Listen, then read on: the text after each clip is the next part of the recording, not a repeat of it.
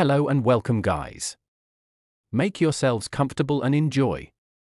This is Affinity, Chaos. Chapter 921. Clouse and Luthra were the only ones with relieved expressions as they watched Grey take the upper hand in the battle. Those from the Robertson family had a sour expression. What was worse was that Gregory was the reason all this was happening. There was no way to stop Grey from using this technique since it wasn't against the rules set up by Gregory. The head of the Robertson family didn't lose hope since Grey was able to use this special technique to boost his strength, then Tius could as well. He muttered softly, but Tius heard the words clearly. Tius managed to dodge Grey's incoming attack when he heard the order from the head of the Robertson family. After seeing Grey do this, he also had the thought of doing it, but he felt since he was already a stage ahead, he should still be able to defeat Grey. Things didn't go to plan for him and he was the one who was getting beat up by Grey. He couldn't even defend himself properly. His defensive ability, which he was most proud of, was almost useless in front of the current Grey, and he felt frustrated because of it. Even those in the same stage as himself find it difficult to breach through his defense, yet Grey was doing it so effortlessly. After getting the order, he didn't hold back, and with a yell, his aura exploded out. Within the blink of an eye, he went from the 7th stage of the Sage Plane to the 9th stage. Although just barely, his aura was well above the 8th stage. Grey, seeing this, turned serious. He knew Tius wouldn't just let him win. He thought about it and decided it would be better if he pushed his strength to the 7th stage. This way, he would secure his position as the dominant one, while also making sure the distance between them was shortened. Tius was 4 stages above him from the start of the battle, and now, he was 3 stages above him. If he could take it to just 2 stages, his victory would be certain. The crowd were getting pumped up as they watched the battle reach its peak. Grey had given them the greatest shock of their lives, and they couldn't say they weren't entertained by the battle so far. The thrill of having to watch Grey go from being the underdog to going toe-to-toe with Tius was exhilarating. There had been a few who supported Grey from the start of the battle, so seeing him so close to victory, they were excited. Tius attacked the moment he was at his peak. Grey didn't increase his strength immediately. He wanted to see how powerful Tius was before making the decision. He created a defensive wall to block the attack Tius sent his way. When the attack hit the wall, cracks appeared on it, but the wall stood firm.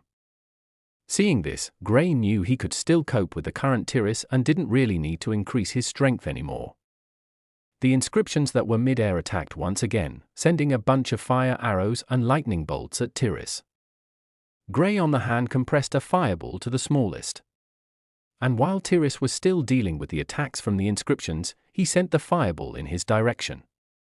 He also made use of his fire domain, trying to conceal the fireball from Tius until the last moment. Tius tried to remove the domain just like the last time, but before he could even do that, he sensed something coming his way. He was already covered with earth armor, but to be on the safer side, he created an earth wall around him. The direction the attack was from was unknown to him because of the sea of fire surrounding him, so he made the best option, protecting himself from every angle. Grey, seeing this, moved closer to him and waved his hand. The earth wall on the right part was slashed open by his dimensional slash, giving the fireball the opportunity to go through. The explosive power in the fireball was evident for all to see, and when it hit Tius, it sent him flying. Tius slammed into the earth wall, breaking through it and crashing to the ground of the platform. The armor on his body fell off immediately after the attack hit him. While he was still bouncing off the ground, a lightning arrow struck him with unprecedented speed. The arrow was followed by an earth hammer that hit him from above, planting him to the ground. Grey's offensive didn't end there. With this opportunity, he wanted to end the battle in one swift move. He stretched out his hand, and Tius felt a strange force dragging him to where Grey was standing. He tried to attack Grey, but Grey dodged the attack and countered. Grey had the advantage here, with him being the one standing. His attack was very precise, hitting Tius on the chest. Tius coughed up a mouthful of blood from the attack, but still didn't pass out. When his feet touched the ground, he tried to turn around since Grey was no longer in front of him, but to his shock, he noticed that his feet were covered with earth, making it impossible for him to turn around. He forcefully removed his leg, but Grey was already standing behind him and attacked him. This pushed him forward once again. He tried to balance himself, but he was met by another attack. Grey used his inscriptions to help fight against him at this point. He couldn't even defend against one attack, much less 3. In a few seconds, he fell to the ground, panting heavily, battered from Grey's attacks. He was unable to stand up any longer. Grey had defeated him, against all odds, in a battle where everyone felt that he would lose. He managed to come up with a way to win every one of them, shocking his doubters. Chapter 922. Everyone stared at the lonely figure standing victorious on the platform, his opponent lying on the ground, defeated. Grey's figure was etched into everyone's memory at this moment. To most of them, this was a figure that would go on to become extremely famous in the future as long as he didn't meet an untimely death. Luthera and Clouse were all smiles as they watched Grey stand alone on the platform. It was a good sight for them since it meant that they still had hope of cancelling the marriage and being together. No one knows what the future holds for the duo, but at the moment, they knew that they wanted each other. The elder presiding over the battle walked over to the platform. He gave Grey a deep, long-lasting glance before taking a look at Tius. He shook his head, still in shock at the result of the battle, before announcing the winner of the round. In 2 rounds fought, Gregory won 1 and Clouse won 1, which meant that they were tied, which means they would have to go for a 3rd round. According to what was said from the start, Lothar would be the one to set up the rule for the last battle. From how things were from the start, it was known that Lothar wasn't against his daughter getting married to Gregory. If not, he wouldn't have agreed to the marriage proposal at first. The crowd was still in a state of shock after Grey won, so they didn't notice when he walked off the platform, heading over to where Clouse and Luthera were seated. "You did good, buddy." Clouse hugged him. He was extremely grateful to Grey. "Don't screw up." Grey didn't say much, but his intention was clear. Clouse had to win this. If Clouse doesn't win, they already have another plan in store. Escape with the bride. Even though it would be difficult, Grey made sure his countermeasures had a high chance of working. The only thing was that he didn't really know the exact strength of someone above the elemental venerable plane, so there was that. If things went according to his plan, they could escape. But he knew all too well that things don't always go to plan. Clouse nodded before walking over to the platform. Gregory was already standing on the platform, waiting for him. "Thank you." Luthera thanked Grey for his help. "It's nothing much, he'll do the same for me." Grey replied with a soft smile. Luthera nodded, grateful for the fact that Clouse, despite his somewhat hateful mouth, managed to make such a great friend. From what Clouse told her about his friends, she knew they were close. Seeing Grey go to such lengths for Clouse already proved that he wasn't lying when he said his friends would go to any length to help him. Grey and Luthera turned their attention to the platform, waiting for Lothar to give the stipulations for the last round. Clouse looked at Gregory, a grin evident on his face. To be honest, he didn't think Gregory would use such a stipulation for his round. He guessed it, but he didn't really think it would happen. "A shame. I thought you'd fight as well. After all, you're one of your family's geniuses, aren't you?" He mocked with a smile. Now that Grey won, he wanted to rub it in Gregory's face. Gregory snorted coldly. He still felt annoyed by the fact that he caused such a humiliation to his family. Of course, it wasn't his fault since no one knew Grey was actually this powerful, but it was still partly his fault since he agreed to Grey boosting his strength with a special technique. If Grey didn't boost his strength, then Tius would have won the battle, but after Grey increased his strength, Tius stood little chance against him. What was worse was that even when Tius increased his strength, he still wasn't able to beat Grey, a somewhat shameful thing given he was a genius. "Don't get cocky, it's not like you've won," Gregory said coldly.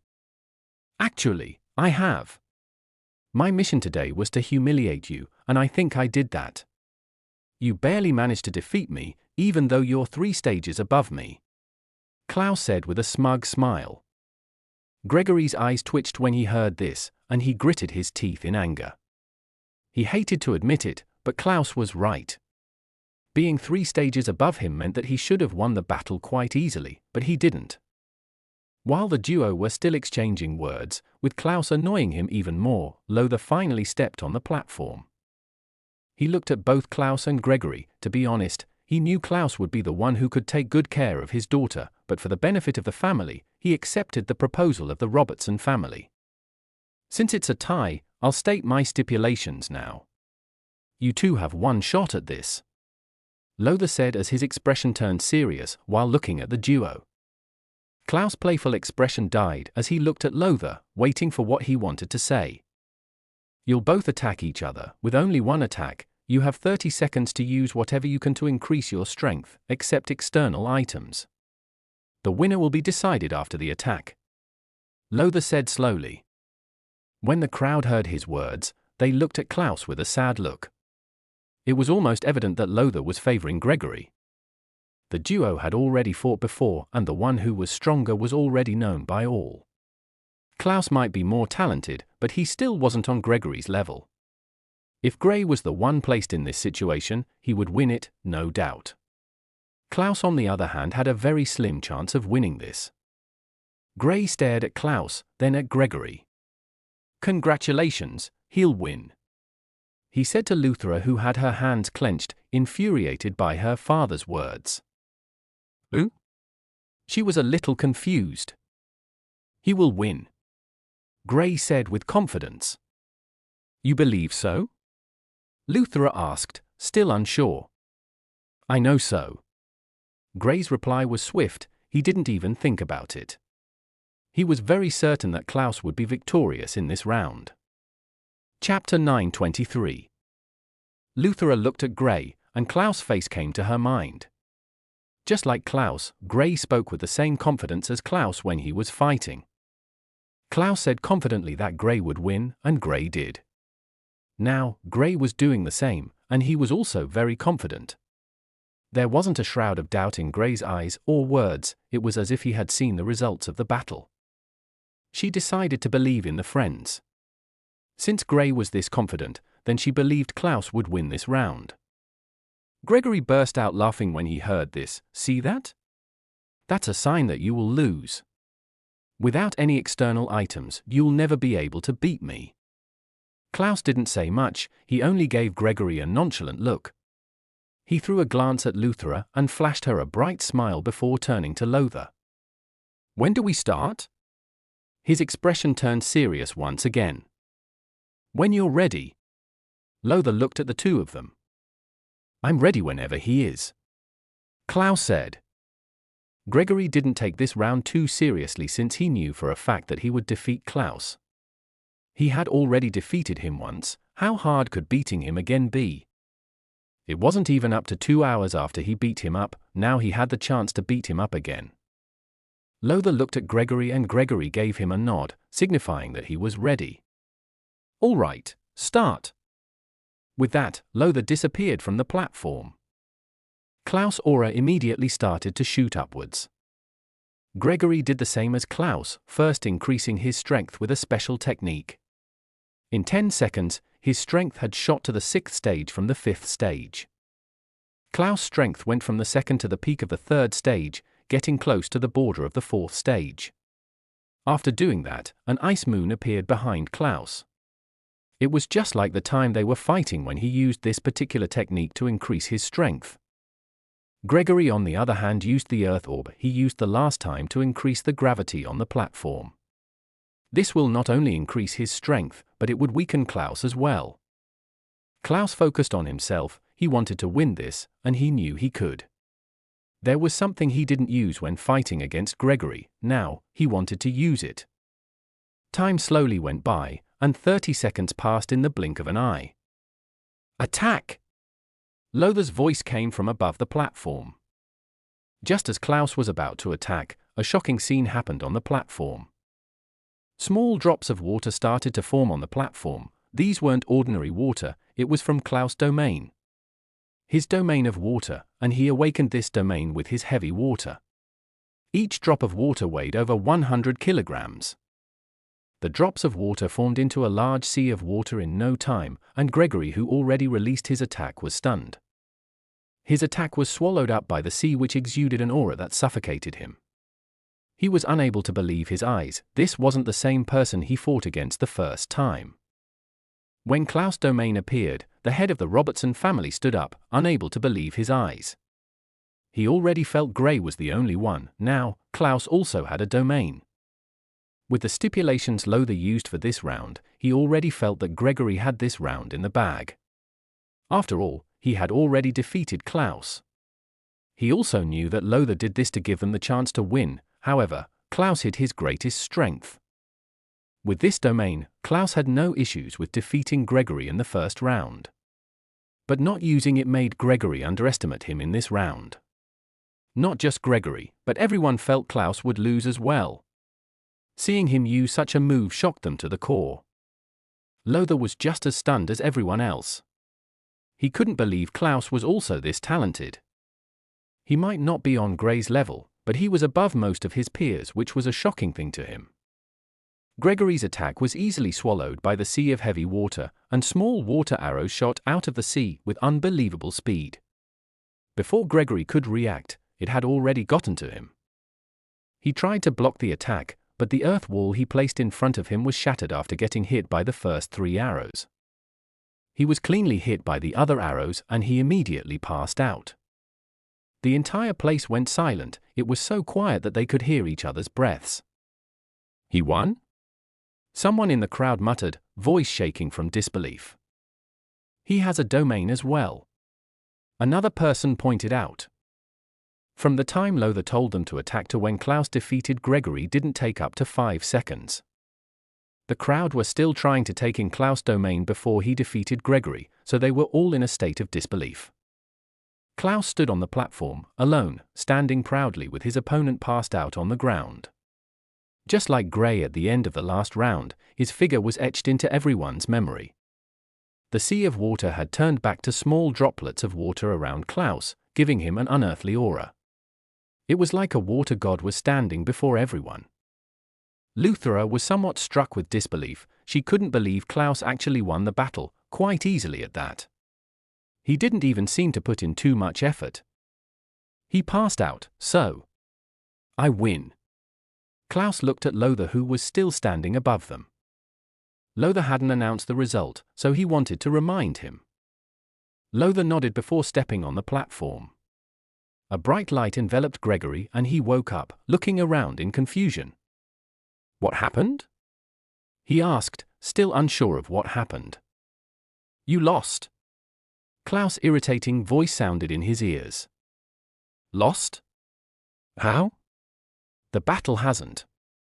Gregory paused mid-sentence as a memory flashed through his head. Oh, looks like you've recalled how you lost. Clouse said with a teasing smile. Chapter 924. Gregory looked at Clouse with disbelief in his eyes. Yes, he recalled how Clouse managed to defeat him with a single attack. If Clouse had used this during their fight, then he would have won that battle as well.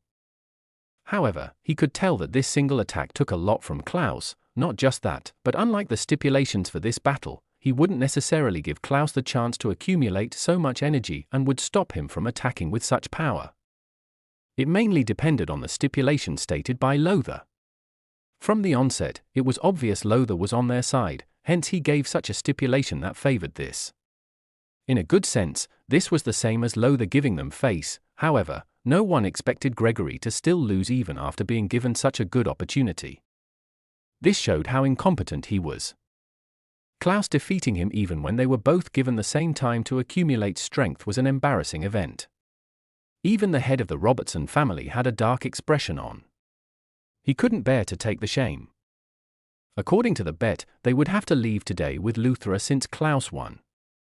This meant that the marriage was off.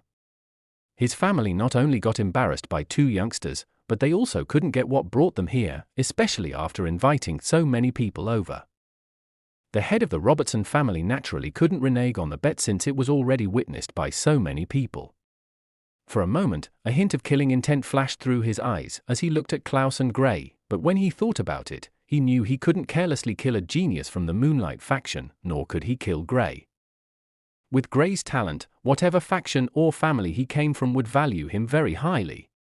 They wouldn't mind going to an all-out war with the Robertson family if they touched a single hair on his body, much less kill him. Looking at the bigger picture, he knew he couldn't touch any of them. In the end, it was all his stupid son's willingness to agree to Clouse' challenge from the start. If he had refused to take part in the competition, all this wouldn't have happened, and the marriage would have already finished by now. Lothar looked at him and sighed. He could almost tell what was going through the mind of the head of the Robertson family. Honestly, the reason he gave such a stipulation from the start was to favor them. Unknown to everyone, Clouse kept his true strength hidden. "I lost?" Gregory said with a low, disappointed voice. "Yes, you can leave now." Clouse wasn't trying to even show any signs of pity, straight up rubbing it in his face. One has to know that Clouse had never been a friendly person to people he considered enemies. Now that he defeated Gregory in the challenge, he would annoy him even more. Gregory looked at Clouse and gritted his teeth. "You'll regret this." "No, I won't." "Run along, loser," Clouse said. His voice wasn't loud, and even though he wanted to annoy Gregory, he knew not to overdo it. First off, he didn't want the entire Robertson family to have a life and death enmity with him. He could still handle Gregory, but once those in the elemental venerable plane decided to get involved due to the humiliation, then he would be done for. Gregory left the platform with an irritated expression. His face was bright red from anger. When he heard Lothar announcing Clouse as the winner, he felt so annoyed that he almost spat out blood. It became even worse when he saw his father's expression and heard Lothar's next words. "According to the bet between Clouse and Gregory, the marriage between my daughter and Gregory is called off," Lothar said, a bit dejected. The fact that this was the way his daughter's marriage matter was settled was some sort of humiliation to him as well. If he were the one who set up the competition, then it would have been fine since he could use the excuse of searching for a suitable partner for his daughter. But he had already agreed to the marriage proposal of the Robertson family, and then Clouse came from nowhere to challenge Gregory. Gregory accepted and lost in front of so many witnesses. Since Gregory, the one who wanted to marry his daughter, agreed to the challenge, he didn't have any say in the matter, which was a bit frustrating.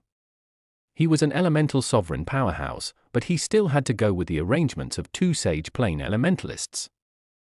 How infuriating!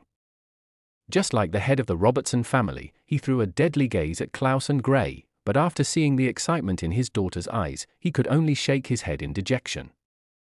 "Since everyone is already here, please stay since there are still other things for you all," he said to the crowd. It was a marriage ceremony, and food and drinks were made available to all.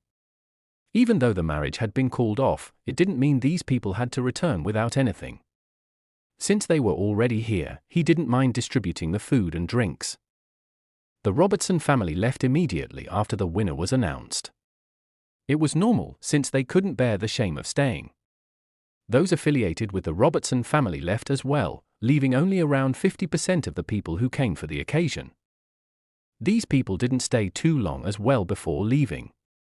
Gray and Clouse were the main superstars of the ceremony. Gray in particular had many youths flocking around him, especially young ladies. Clouse was already taken, so they felt the more handsome and more talented Gray might be a better option. Gray was cold and detached, only speaking a few words and barely showing any interest in the ladies. In the end, they could only give up and leave. Some who were friends with Lothar stayed a little longer in hopes of building a good relationship with Gray. But just like the first attempt, they were unsuccessful. Chapter 925. Later that night, Clouse, Gray, and Lothar were talking casually outside the Braun family building when Lothar stepped out. His expression was not the same as before, but they could still tell that he was a bit annoyed.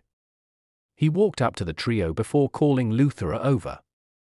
Since the marriage was called off, he hadn't spoken with his daughter, and to be honest, he felt a bit guilty sending her off like that. In the end, it didn't happen, which was a form of embarrassment to him. "I know you're upset with me for the decision I made. But you also know everything I did it for the benefit of the family. I don't want to use that as an excuse to hide the fact that I was a bad father, but I do hope you forgive me," he said softly. Lothar was a little taken aback when she heard her father apologizing to her. It was a bit strange since she had never seen this side of him before. Tears ran down her eyes as she hugged her father. Lothar grabbed her and patted her head softly. If things worked out according to his plan, maybe he wouldn't have been apologizing since the deed had already been done, but now, even though he knew he wasn't obligated to apologize, he still felt it would be better to do so. And Luthera's mother urged him to do so. Gray and Clouse watched the duo from the side. They didn't try to eavesdrop, so they had no idea what they were talking about, but they felt the duo were probably reconciling. Some minutes later, they walked back. "Clouse, if you ever hurt her, I'll hunt you down," Lothar said before walking off. "No need to worry about her, uncle. Besides, she's still here," Clouse said with a smile. He had no plans of getting married now. This was something he had already spoken with Luthera about, and he believed she accepted it too. They were both still young, and elementalists have a long lifespan ahead of them. There was no use in rushing things. Lothar didn't speak any further. He gave Gray a deep, long-lasting glance as if etching his face to memory. "What's your name?" "Gray Dorson." Gray replied calmly. "I see." Lothar nodded with a bit of understanding before walking off. Gray was a little taken aback, then he suddenly recalled something. There was a Dorson family that was pretty famous on this continent. Whenever he called his full name to anyone, they always confused him for one of the geniuses from that Dorson family. Lothar was already gone, so he couldn't clear up the confusion. "I really need to head to this Dorson family," he thought to himself.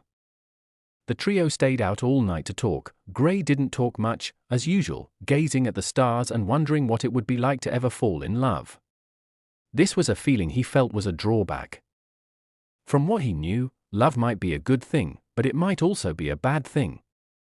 It mainly depends on how you use it. For instance, love could be a great motivation for an elementalist to grow stronger, but it can also make them lose their way. To his own understanding, love is a double-edged sword. It brought about benefits, but it could also hinder an elementalist. All in all, he still wanted to focus on himself for the time being. Maybe after he was strong enough and didn't have to fear that he would lose anyone, maybe then he would let himself fall in love. He knew, however, that these things couldn't be controlled or predicted. Take Clouse for example. He had always had an unserious personality and never stayed in a relationship for long. Alice even regarded him as some sort of playboy, not just Alice, but the entire crew. But now, he even took the risk of offending the Robertson family, not just that, but also dragging Gray with him, all for the sake of Luthera. The Clouse they all knew most definitely wouldn't do something like this. Given his talent and handsome face, he would say, "I can easily get other girls." And he was not wrong. His talent might not be the same as Gray's, but he was not too far behind when compared to those geniuses from the top factions and families with cyan and above elemental grade. One has to know that he still had the blue elemental grade, yet he was advancing almost as fast as Gray. His insane luck was one of the main reasons for this, but without sufficient effort and talent, he wouldn't have grown by this much. Time went by in the blink of an eye. Before they knew it, 2 days had gone by. Gray had already helped Clouse with what he wanted, so it was time for him to leave. He still had a few things he needed to settle, and there was also the deadline for his revenge. He had less than a year before the competition, and given the distance from here to the middle continent, it was best if he started to move out as soon as possible. He also had to be wary of the Necromancers. Growing stronger was his main goal, but if he advanced too quickly, then it might be a bit of an issue for him. Clouse was a little sad Gray had to leave. He still had a place he wanted to take Void to. Unfortunately, they couldn't go because Gray had to leave so soon. "Where are you headed now?" he asked with a sad expression. "I'm going to the middle continent. When I came last time, I made a friend that wanted my help with something," Gray explained. "Fine. Remember to be safe. Always watch out for those maggots. When I get stronger, I'll help you wipe them out," Clouse warned. He knew a thing or two about necromancers now that he had joined a faction. Gray nodded. It was time for him to leave. Chapter 926. Grey and Void said their goodbyes to Clouse and Luthra. Even the elder who came with Clouse was there when Grey wanted to leave. Honestly, she would have liked it if Clouse left as well. She could see that Grey had a clear goal ahead of him and wasn't getting distracted by other things. After Grey and Void left, she turned her attention to Clouse. "We should get going now. Remember your promise to the faction leader?" The elder raised a brow. Clouse shivered when he heard this. What he hated the most was being isolated from the world. He preferred the type of training that would allow him to move freely, but this particular skill the faction wanted him to learn didn't allow for this. If he knew he wouldn't need the help of the elder, he wouldn't have made such a deal with the faction. Only now did he start to regret it. The Robertson family didn't attempt to even attack him, which was a little within his expectations. But since he couldn't put Grey and his life in danger due to assumptions, he had to make the deal with the faction. Luthra overheard the conversation between the duo and couldn't help but take a look at Clouse. Clouse explained the situation to her, and she chuckled slightly, with a blissful smile on her face. She was happy Clouse made such a deal because of her. This showed just how important she was to him. Clouse, on the other hand, was showing a dissatisfied look. She cheered him up and told him he could come to visit her when he was out. According to what Clouse told her, the training would take at least 6 months. To elementalists, this was not a long time. A single adventure could take over 2 years. Even when some top experts try to seek enlightenment in their respective elements, they could spend over a decade in isolation, trying to get a better understanding of their elements. Clouse left the same day as Grey. The only difference was that he was almost dragged away, while Grey left of his own free will. However, he knew Grey would most likely have an epic adventure, while he had to go and sit down staring at water and ice for the next 6 months plus. At this moment, he was indignant. "I'll learn it in 2 months, let's see how you can keep me here after I do so," he complained internally as they flew back to the Moonlight faction. Grey, on the other hand, was already far away from the city. His current destination was surprisingly not the Middle Continent. He wanted to meet up with Kyle before leaving, and he also had to go to the Dorson family as well. Other than Ellis and Keith, Kyle was the other friend he had here. He had been with Keith since joining the Permanent faction, and he hadn't even gotten a glimpse of Ellis since he came back. Kyle wasn't too far from his current location. In at most 2 days, he would have gotten to the region where Kyle's family was located. Kyle's family wasn't as powerful as the Dorson family. On the contrary, even the Braun family seemed to be even more powerful. However, this didn't mean that they lacked geniuses. They also had ties with some major faction, so they were not to be messed with in the Harp region, which they were from. 2 days later. Libred.com. Grey appeared in the Harp region.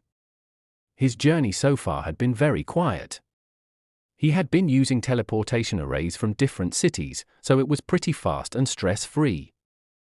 Once he appeared, he contacted Kyle. When Kyle heard that he was coming to visit, he was excited beyond words. He even personally came over to pick him up when he got to their city. Just like Grey and Clouse, Kyle had broken through to the Sage Plane, but he was still in the first stage, and it hadn't even been more than a month since he broke through. When he saw Grey standing before him with his 3rd stage Sage Plane aura radiating from his body, he almost gave up. Comparing with Grey was frustrating.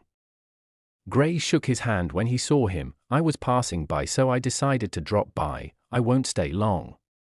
Kyle was accompanied by a young man in the Sage Plane as well. This young man looked at Grey with an interested gaze. It was clear that he was sizing Grey up. Kyle saw this and hastily introduced him to Grey. "This is Andrew, he's the son of our family head." "Andrew, this is Grey. You must have heard of his name from his battle with those from the Syphilis faction."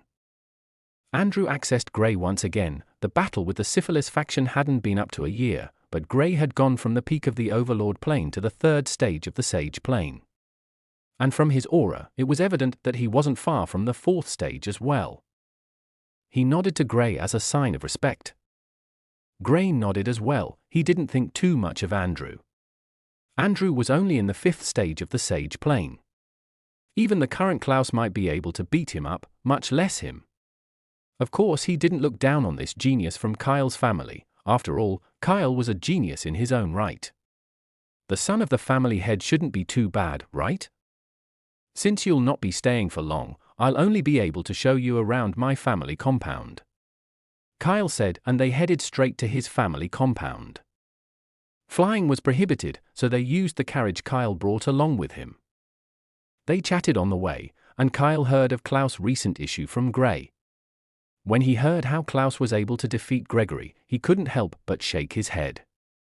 Gray was already too much. Now Clouse had also awakened his domain, and what was worse was that Clouse was already in the second stage of the Sage Plane. These two make me feel like I'm not putting in any effort. He felt dejected inside. Chapter 927.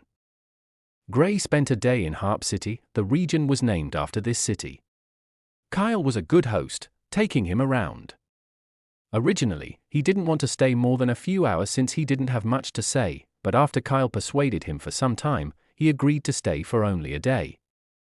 His time was quite fun. He didn't do anything other than go to different places. Void was the one who had the most fun since after Kyle found out that he liked shiny things, he took him to a special place in the city. The place only had antiques, and they were all shiny things. Most of the items were useless to elementalists, but Void's obsession with shiny things proceeded if the items had any use or not. By the end of their trip, Kyle was forced to buy a few things for him. Void had a keen perception of items that would be of some use, so he was able to get a few. After that, his next stop was the restaurants in the city. Gray enjoyed this bit since each city tends to have a certain specialty. 7 restaurants later, Gray and Void almost had plans to kidnap one of the cooks. However, Kyle was able to get them the recipes with his influence. The next day. Thank you for your hospitality. I enjoyed my time here and wouldn't mind coming again, Gray said with a smile. It's great that you had a great time, Kyle said with a smile. He paused before saying, I heard those from the Syphilis faction are searching. According to what I know, those in the late stages of the Sage Plane want to challenge you now that they know that you're all right. Eh? There's something like that? Interesting. Gray was a little taken aback, but he didn't take it too seriously. These were people he could beat up, and if any of them dared to attack him, he didn't even mind killing them. Thanks for the heads up, I'll be careful. Besides, it's not like they can beat me anyway. He nodded to Kyle. After saying his goodbyes, he left. Kyle and Andrew were the duo who saw him off. Andrew looked at Gray's disappearing figure. Isn't he a little too proud? He was disapproving of Gray's proud nature. Defeat late-stage Sage Plane elementalists while still in the 3rd stage of the Sage Plane. Only a fool would believe that. Andrew, who was in the 5th stage, didn't dare to say that he could beat any of the geniuses in the 7th stage, yet Gray had the guts to say it. For others, it is not possible, but for him, it just might be possible. Kyle said with a shake of his head. He was the one who had traveled with Gray and his crew, so he knew never to underestimate Gray. In the entire crew, Gray was the one who rarely spoke, and he was not the proud type as well. If he said he could beat those people, then Kyle was sure that he had confidence in being able to beat them. Andrew looked at his brother as if he had gone mad. He decided not to talk about it again since there was no need to. Gray left Harp region in a very short time. Now that he had seen Kyle, his next stop was the Dorson family. He was moving when he felt something vibrate in his storage ring. Bringing it out, it was the item he usually used to send food over to his teacher.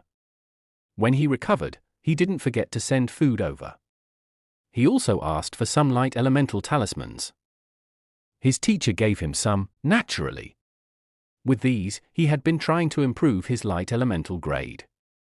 Of all his elements, the light element was the weakest. Not just that, but just like the space element, finding treasures related to the light element was extremely difficult. Since Gray had been in the Aurora continent till now, he had never heard of the appearance of one. His other elements were able to move this fast because other than trying to comprehend them, he also used elemental treasures on them. To his surprise, when he brought out the item, he received a letter. According to the letter, his teacher was coming to the Aurora continent in search of something. Teacher's coming here? That should be nice. I'll get him to beat some of those necromancers. Gray thought internally. However, after some thought, he paused. There's a chance that his teacher might still be in the Sage Plane. If that was true, then he might even be able to beat him now.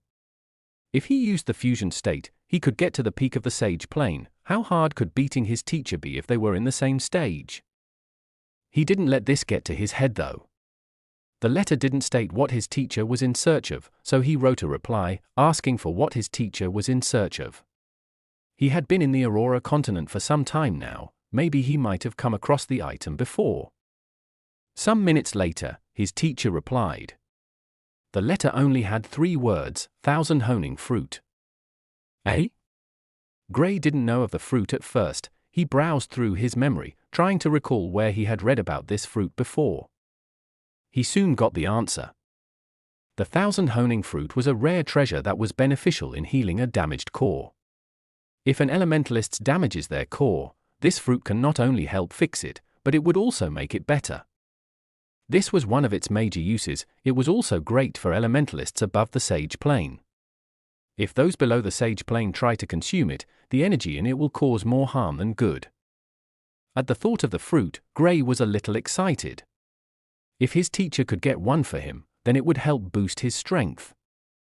Chapter 928.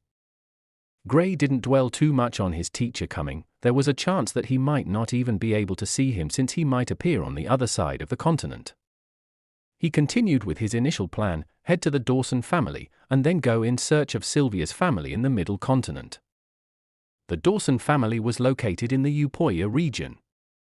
That was almost on the far end of the northern part of the continent Gray was currently in.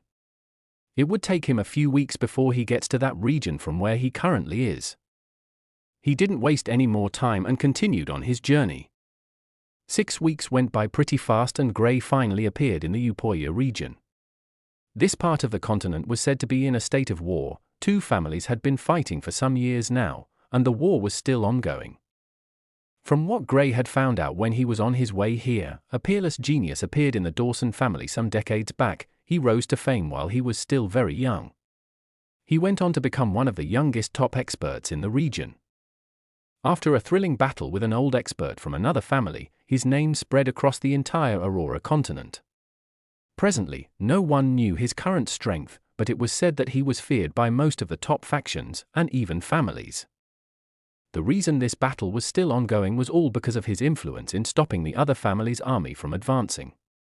Even when 2 families joined forces, they still were not able to take the Dorson family down after so many years. When Gray arrived in the city where the Dorson family was situated, the place wasn't as bustling as the other cities as a result of the war. Of course, it didn't mean there weren't people, it just meant there were fewer people compared to other parts of the region. It didn't take long before he found the Dorson family compound. They were famous, so after asking a few people, he located the place. Standing in front of the large gates to enter the Dorson family compound, he was stopped by the guards. "State your business," one of the guards said while blocking his path. "I'm a friend of Connor. Is he around?" Gray told them his purpose. "Young Lord Connor is not in the city at the moment. You can come back when he returns," the guard said calmly. "Oh, okay," Gray replied with a blank expression. He didn't know if Connor was around in the first place, and now that he found out that he wasn't, he was a little dejected since it was more like a waste of time. "Who should we tell him came over when he returns?" one of the guards asked when Gray was about to leave. "Gray Dorson," Gray replied calmly. The 2 guards paused when they heard Gray's last name. They knew that this wasn't the only Gray family. Looking at Gray, they didn't recall seeing him in the family beforehand. They nodded, and just as Gray was about to leave, a young man who seemed to be around 25 years old stepped out of the family compound. "You're Gray Dorson?" he asked as he inspected Gray from head to toe. "Yes, and you are?" Gray raised a brow as he looked at the figure standing before him.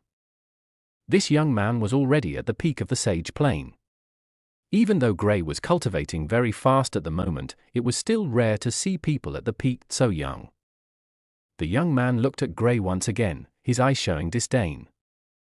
"Henceforth, you're not allowed to bear the Dorson family name," he said coldly. "Who?" Gray was taken aback by his words. "Arrogant and foolish. I like people like this, they suffer the most." Void chuckled as he communicated with Gray telepathically. "He does have the right to be arrogant, and foolish as well," Gray replied.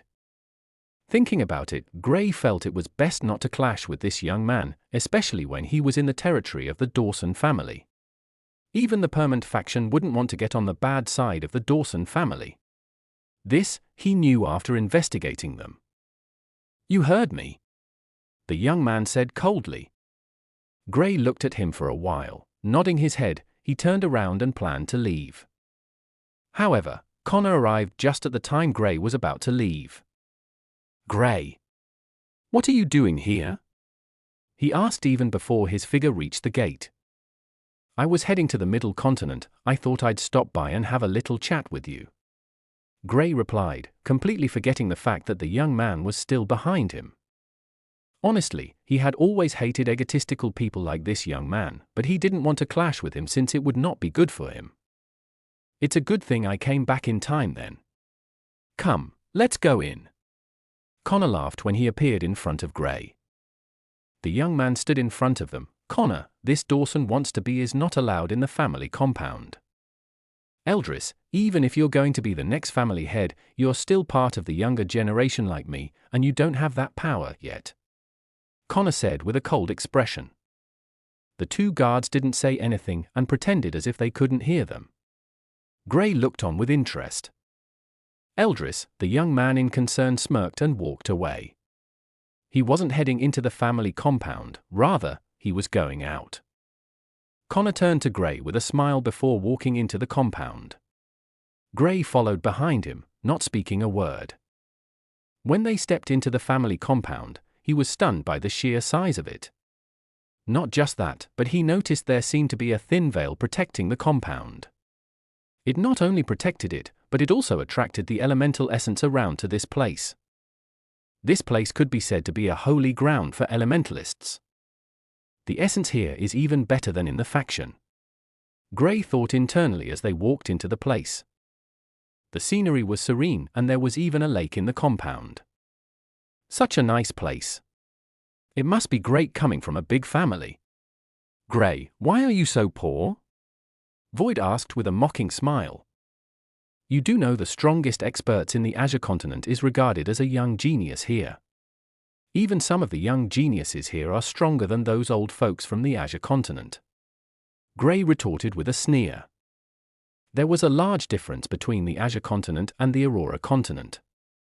"How have you been? I thought you damaged your core while fighting against those guys from the Syphilis faction." "Well, I didn't believe it, but they really tried to make others believe it since you kind of disappeared after that and didn't respond to their challenge," Connor said in one breath.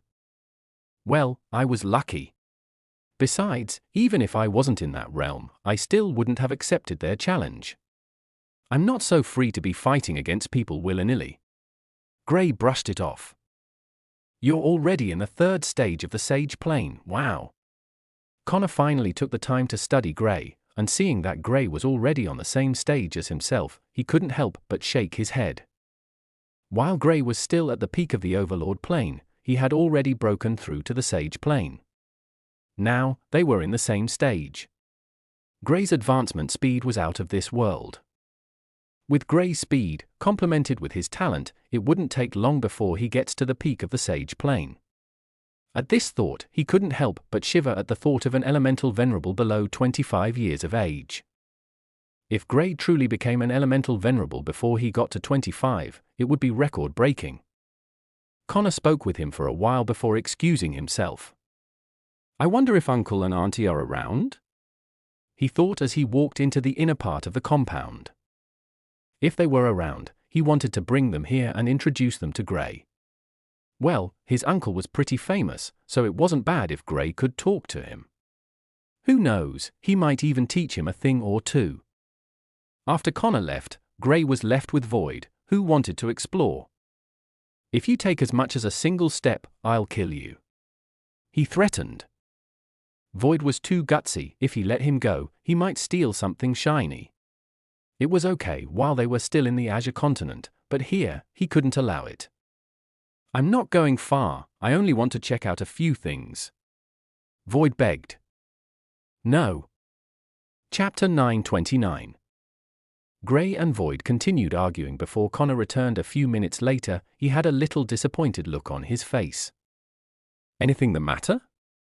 Grey asked when he saw his expression. "Oh, it's nothing. I wanted to introduce you to my uncle and auntie, but they're not at home at the moment," Connor explained. "Okay." Grey nodded. He guessed the uncle Connor was speaking about was most likely the peerless expert who rose to fame some decades ago. As much as he would like to see such a powerful expert, it didn't really mean much if he didn't see them. There was always another time to see him. "I'll see him some other time," Grey said with a smile. "Yeah, I guess." Connor nodded. They spoke for a little longer before Grey opted to leave early. Unlike Kyle, he wasn't really too close to Connor. The main reason he came here was out of curiosity. Although he didn't feel he was from this family, there was no harm in coming here to find out. Now that he didn't find anything relating to him, there was no use staying further. Void wanted to stay a little longer, but he naturally didn't agree to it. Given Void's personality, he would most definitely cause him some troubles. Eldris, who was regarded as the next family head, didn't seem to like him. If he were to cause any troubles here, he was sure Eldris wouldn't let it go. Connor wanted to stall him for a little longer, but Grey told him he had some important things to take care of. The next day after Grey left, Connor was sitting casually in the garden when he saw his uncle's figure. The number one person in the Dorson family, Lucas Dorson. He looked at the figure walking casually into the compound. At first, he wanted to approach him, but then he paused. After some time, he walked up to him. "Uncle," he called out. "Yes." Lucas turned to Connor. "There's something I've been wanting to ask you." Connor finally summoned the courage to ask him the question that had been bugging him since he saw Grey. "Oh, what's that?" Lucas asked. He didn't have the air of a peerless expert, rather, he seemed like a normal person one would see around. In fact, most people didn't know him if he didn't introduce himself. Only those who had seen him knows who he is. He had never been the proud type, nor did he throw his weight around. "There's this friend I made some months back. He seems to have some resemblance to you and Aunt Martha," Connor replied. "Oh, a boy?" Lucas raised his brow, his interest piqued. "Yes." Connor nodded. "What might his name be?" Lucas asked calmly. "Grey Dorson," Connor replied. When he spoke the name, he looked at Lucas' facial expression to see if there was any change. However, his facial expression was the same as when they started talking. "Oh, he's also from a Dorson family, how interesting," Lucas replied with a soft smile. "Do you by chance know him?" Connor asked.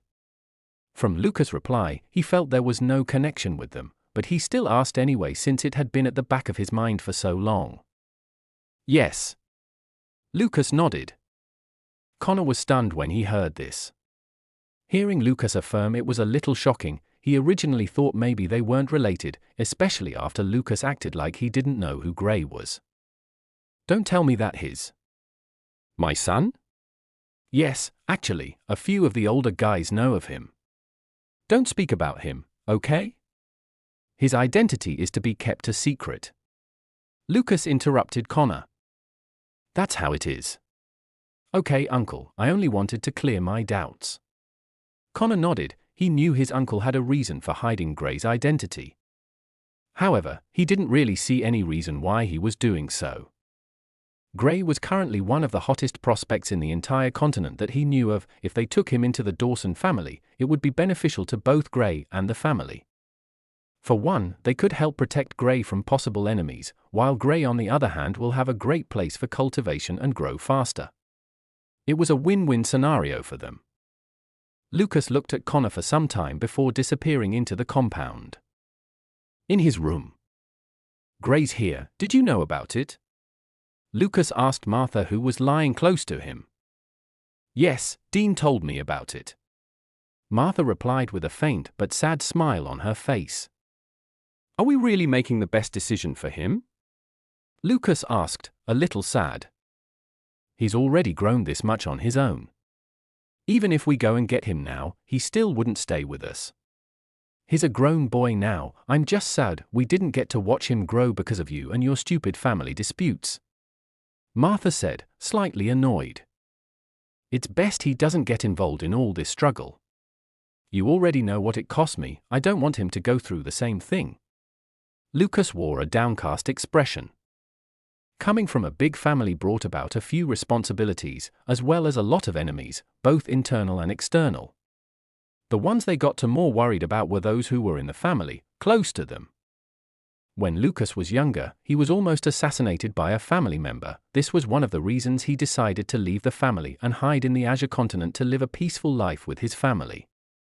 Things naturally didn't go as planned, and he had to return here after his location was exposed when he came in search of a way to cure Gray after his birth. For someone so strong, you don't seem confident enough when it gets to do with your family. With us by his side, who would dare to cause him any trouble? Martha asked, a fiery expression on her face. There are a few who can. Let's just leave him alone for some time. I'll personally go out and bring him back once I've taken care of a few things. Lucas promised. How long will that take? Martha asked. Not long. At most a year. Lucas replied confidently. I expect to see him within the next year. You better not break your promise. Martha said, a little threatening. Of course I won't. Lucas wiped off the invisible sweat on his face. He knew her personality all too well, so he knew not to go back on his promise. If not, he'll suffer. While Lucas and Martha were speaking on how to bring Gray back to the Dorson family, Gray was already almost out of the region. He brought the map he had with him to look at the best route to take. If he wanted to get to the middle continent fast, then he had to go through 5 regions. One of them in particular was quite dangerous at this moment.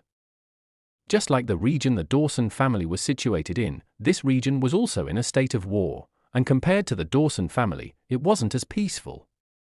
Battles were ongoing in different parts of the region, and innocent bystanders had been accidentally caught up in it. Going around would take at least 1 or 2 months. But going through will be faster, however, it holds the highest risk. Gray and Void slowly accessed their options. We should go through it, there might be some useful things we could find. Besides, we can also fish in troubled waters. Void replied. You never want a peaceful journey. Gray shook his head with a chuckle. Peace is no fun. Void replied, to the amusement of Gray. Gray decided to go with Void's suggestion. They still had some time before they got to that region, so maybe he could change his mind before they got there. As long as he saw that it was too dangerous to go through the region, he would not go through it. They soon started their journey. While Gray was on his journey, his friends were all training, trying to boost their strength. In the Permanent faction, things were starting to heat up. The news of Gray killing the duo had spread out. In the faction leader's private cave. You kept this hidden? An elder looked at the faction leader coldly. I have no idea what you're talking about. The faction leader looked at them with a calm expression. Gray, he killed Nathan and Foudre. The elder spoke up. He was a relative of Foudre, and wanted to find out why Foudre hasn't come out of the Lutra realm after so long. After investigating, he found out that he was dead. He heard of Gray's dispute with Eva, and from what some of the youths said, they overheard him speaking of taking revenge on Nathan and Foudre. Now, both of them were nowhere to be seen. Chapter 9:30. How are you so sure they're dead? The faction leader looked at the elder with a calm expression. Their life crystals are broken. The elder brought out 2 life crystals. This was different from the talisman Gray's guardian used. Unlike Grey, whose life was connected to the talisman without his knowledge by his guardian, these life crystals were used by most average families and above. The owners will infuse a bit of their life force into them. The elders only found out that the duo were dead after going to check the life crystals. "Oh," the faction leader said without changing his expression. "So, how does that concern Grey?" he asked when they were still looking at him. "He's the one who has some disagreements with them." Faudra's uncle spoke up. "As you're all aware, Grey's not in the faction right now. Besides that, the fact that he had some squabbles with them doesn't mean he'll kill them. There's a high chance that they were killed by those from the Lutra race. You're also aware of this." The faction leader said coolly, looking around. He added, "When Grey gets back to the faction, I'll ask him about this." Faudra's uncle looked at the faction leader with a somewhat cold expression. He knew how highly the faction leader valued Grey, so it was impossible for them to even touch a hair on him. Of course, they still weren't 100% sure he was the one who killed them. But they felt he was the one who would most likely do it. "Are you going to protect him?" Faudra's uncle asked coldly. "Carl, know your place. Until I get to the bottom of the matter, no one is allowed to take any action." The faction leader snorted coldly. Even though Carl was older than he was still the faction leader, and he had the final say concerning every matter involving the faction. Since he had made the decision, then they had to deal with it. Grey killing Foudre and Nathan was not a big issue for him to resolve. The evidence was too small, and other than Eva, there were no other witnesses. With only one witness, did these old men think they could get anything on him? Faudra's uncle wanted to continue speaking, but was stopped by another elder who was sitting close to him. After exchanging a glance, they stood up and left. The faction leader was naturally not concerned with them. He looked at the disappearing shadows with a meaningful glance. "Sigh, I knew it would be difficult to keep this under wraps. However, I pity them if they try to use any underhanded means to get back at Grey." He sighed with a shake of his head. Not all the elders from the faction knew of the individual watching over Grey. The faction leader questioned the Guardian extensively and got to find out who Grey's parents were. Even for someone like him, he wouldn't dare to offend Grey's father, much less an elder from an above-average family. Faudra's family might be strong, but compared to the Dorson family, they were still a far cry away. Grey's father could exterminate the entire family alone, and this wasn't an exaggeration. If these morons went ahead and offended such a figure, then they would suffer the consequences alone. The Permanent faction. In one of the houses, the two elders were conversing on how they would deal with Grey. "Do you know of any way to track him?" one of the elders asked. "It shouldn't be an issue. From what I know, he has a friend here. We can't approach Alec due to his background. That kid called Keith isn't an issue." Faudra's uncle replied with a cold glint flashing through his eyes. That kid's current use to the faction is quite high. He's the only one who can communicate with those from the Lutra race. It'll be hard to do anything to him without incurring the wrath of those old ancestors." Another elder said. They all knew of Grey's feat in understanding and striking a deal with some of the people from the Lutra realm. He specifically thought only Keith, and from what they knew, no one else knew of the method to understand the Lutra race's language. "We're only going to question him about a few things. Once we get what we want, we will naturally leave him be," Faudra's uncle replied. He also knew of the importance of the resources they were changing with those from the Lutra realm. If they cut off that connection, it would be catastrophic for them. After coming to a decision, they decided to go in search of Keith. They wouldn't be the ones going in. With their status, as long as any of the members of the faction passes the news to them calling Keith, then Keith would surely come to them. 2 weeks later, Keith left the Lutra realm in search of Faudra's uncle. When he got the news of one of the elders from the faction calling for him, he had to honor the call. There was no way he would not answer it. The Permanent faction. The elders quickly got the news of Keith coming back to the faction and immediately moved out to meet up with him. They questioned him, and after not getting much from him, they could only leave him alone. The only thing they managed to get from him was his friends being in other factions. He didn't tell them of Gray's tracking device since there was no use in doing so. After they left, he knew this had something to do with Gray being almost killed since he saw Gray when Void brought him in before they left. While all these were happening, Gray was currently going through one of the regions. He was met with a challenging situation. A necromancer had tracked him down, and this necromancer was in the Sage Plane. Presently, they were the only enemies Gray had, and since they could track him with the mark on him, it was almost impossible for him to escape from their radar as long as he was within the range. He still hadn't been able to fix it, and it was infuriating. "Why are you people so hateful?" Gray asked with an annoyed look. These guys had been hunting him down for some time now, and he hated this feeling. Of course, he wasn't pressured by the necromancer in front of him. The necromancer was only in the 5th stage of the Sage Plane. "Kid, you must have something important on you. The mark on you is quite amazing. It's superior to the ones we use. If I'm not mistaken, you got it from our ancestors," the necromancer said with an evil grin. "You're related to those hateful things?" Gray asked with a look of disgust. Necromancers were hated all round, and after being hunted by not only them, but the creators of necromancy, he hated it even more. "How dare you insult our ancestors in such a manner? Tell me where you find them, and I'll make sure you keep your consciousness," the necromancer scolded. "Aren't you a little surprised they weren't able to capture me and only mark me?" Gray asked with a mocking smile. "Who?" The necromancer paused. Yes, the thought went through his head, but he thought maybe he would kill Gray and find what he had first. Thinking of it now, it was a little shocking. Their ancestors were said to be from another realm and were extremely powerful. Gray was only a Sage Plane elementalist, so they should be able to stop him. "What are you getting at, kid?" he asked.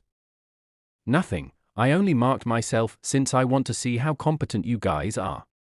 It would be a shame that we revive and only get to meet people like yourself, with such low strength, and honestly, I've been disappointed with the results so far," Gray said with a deep look. His current expression was different from what it previously was. "What are you saying?" the necromancer asked, a little confused. "Do I still need to spell it out?" Gray raised his hand and a thin dark thread appeared. It was made from the darkness element. It oozed the aura of death, and even the necromancer was stunned by it. You're one of us?" the necromancer asked in shock. "Not one of you, I'm one of your ancestors," Gray replied with an indifferent look. His eyes glowed with a strange light, like that of an old expert who had seen the world. The necromancer was conflicted, not sure what to do. On one hand, Gray does seem to know a thing about necromancer from just that tendril he displayed. It was even more powerful than the one he had. On the other hand, he was a little skeptical about Gray's identity. Why would an old expert play such games? Chapter 931. You our ancestor? You don't seem like it. I can tell you're only just over 20 years old. The necromancer sneered. He wouldn't be fooled by Gray's words. Even though he was in the Sage Plane just like Gray, he was still older and more experienced. Of course, he also didn't know much about their ancestors, so he was a little doubtful. But being a Sage Plane elementalist meant that he could at least tell the age of a lower-ranked elementalist from their bones. Gray's bone age was around 20, so there was no way he was one of their ancestors. If his guess was right, Gray was bluffing. You thought it would work? Void asked Gray mockingly. It's worth a shot. Besides, if I was able to trick him, I might get my hands on that technique of theirs. Since I can't remove the mark on my own, maybe there's a way I can figure it out from the original technique. Gray replied. Doable, but I don't think someone as low-ranked as him would have it with him. Void said. The issue of the necromancers was starting to become a pain for them. They always had to look out for any necromancer whenever they were out of the faction. I can easily confuse your senses. Gray replied with the same expression. He didn't even blink even though the necromancer had seen through his facade. I'm certain that you're not one of us, nor are you one of our ancestors. I wonder how you managed to learn such a complex and hard technique. The Necromancer said, referring to the tendril Grey did some time ago. The tendril might look normal to other elementalists, but a Necromancer knew just how powerful it was. It was the main ingredient for making their corpse puppets. It was also what they used in controlling it. For Grey to have his hands on it meant that he must have seen a Necromancer who had it. Unknown to the Necromancer, Grey only got this from his little experiments. 2 coffins appeared on the side of the Necromancer. He was done talking with Grey. Grey raised his brows when he saw this. He didn't think the man wouldn't want to play along any further. He smiled before sending a tendril at the coffins. Before the Necromancer opened the coffins, Grey's tendrils had sneaked into it and into the body of the corpses, taking control over it. Just as the Necromancer was about to take control of the corpses to attack Grey, his expression changed and he hastily removed his consciousness from them with a sharp pain in his head. Gritting his teeth, he turned to Grey. "What did you do?" "You're asking about this?" Grey smiled, and the corpses walked out of the coffins. With a playful smirk, Grey turned to look at the Necromancer. "I already told you I'm one of your so-called ancestors. It's a shame you didn't believe me." After the corpses walked out, they fell to the ground with a thud. Even though Grey wanted to scare the man into telling him what he wanted, there was no way he would control corpses. The dead are to be respected. The Necromancer was stunned when he saw Grey easily decapitating the corpses. What he found more shocking was how Grey took control of them and forced him out. One has to know that since he was the one who refined the corpses, it was almost impossible for another person to take control over them, unless said person was at least a plane ahead of him. But Grey was only in the 3rd stage of the Sage plane, 2 stages below him, so it was a shocking scene to behold. At this moment, doubt started to creep into his mind, not just doubt, but other thoughts as well. If what Grey said was correct and he was truly one of their ancestors, then he could curry favor from him. With such a figure behind him, he would advance by leaps and bounds. Although, he was still skeptical since Grey was only in the Sage plane. Given how old their ancestors were supposed to be, Grey should be at the very peak by now. Could it be that the portal has been damaged and he slipped through? He might be a genius from the other side who came here to train. When this train of thoughts entered his head, it all started to make sense. According to what he heard from their patriarch, the seal was weakening, and their ancestors would soon be free to step into this world once again. It is common knowledge that the creators of necromancy were not humans, and their knowledge in the act far exceeded humans. Even the current patriarch of the necromancers might not be on the same level as a genius from that realm. Thinking of all this, excitement started to brew in the heart of the necromancer. If what Grey said was true, then he might be able to learn a lot from him. Grey could notice the change in the man after he took control of the corpses. Don't tell me he fell for it? Void looked at the necromancer as if he was staring at an idiot. How could he believe Grey was actually on their side? All he had to do was to tell Grey to remove the mark on him and it'll solve everything, yet he wanted to attack him. Of course. As you can see, he's a weakling, and his status among necromancers isn't high. First off, you can see that he's already over 30, yet he's still in the 5th stage of the Sage plane. Poor talent means lower status. However, if he were to meet with someone from the origins of necromancy, then his status and strength would skyrocket. Grey explained. Void naturally understood this, but he still found it shocking that the man believed so easily. All Grey did was to take control over his corpses. How hard was that? How can I be sure that you're truly among our ancestors? The necromancer asked, his voice a little softer now. Grey naturally expected such a stance from him after he showed him some of his tricks. But he knew that would not be enough to convince the necromancer. He nodded and his eyes glowed with a blue light. The corpses that were on the ground suddenly stood up, their eyes turning blue as well. In fact, the necromancer could swear he saw a bit of emotion in their eyes. A few seconds later, they fell to the ground once again. Who? What did you do? Even Void was shocked. Nothing, I only wiped off what little bit of consciousness they still had left. Remember that corpse that used the blue flames? Gray said casually. Void nodded. It was thanks to the corpse that the duo appeared on that mountain. Void broke through to the sage plane there, and Gray got the icy flames from there as well. I noticed that some of the corpses still have a bit of their consciousness left. This flame can help in not only preserving it, but also extinguishing it as well. After that corpse, I've done some research on other corpses and noticed they had a bit of consciousness left. Not all, but some do. I believe the ones who have it are those killed by these necromancers. When I took control over these guys, I noticed it as well. Gray explained to Void in detail. Oh wow, you really don't mind taking extra effort just to get what you want. Void was a little flabbergasted by Gray's diligence. I'm a curious person. Even though I don't plan on using corpse puppets to fight, I still need to learn how to disable them. Gray shrugged. The necromancer was won over after Gray's last act and hastily bowed. My lord, it's an honor to be in your presence. Gray nodded, acting as casual as he could be. Rise. The necromancer stood straight, nervous to be in the presence of Gray. Is there anything I can help you with, my lord? Gray knew asking about the mark would give him away, so he didn't try to ask about it. Nothing, for now. The necromancer was a little despondent when he heard this.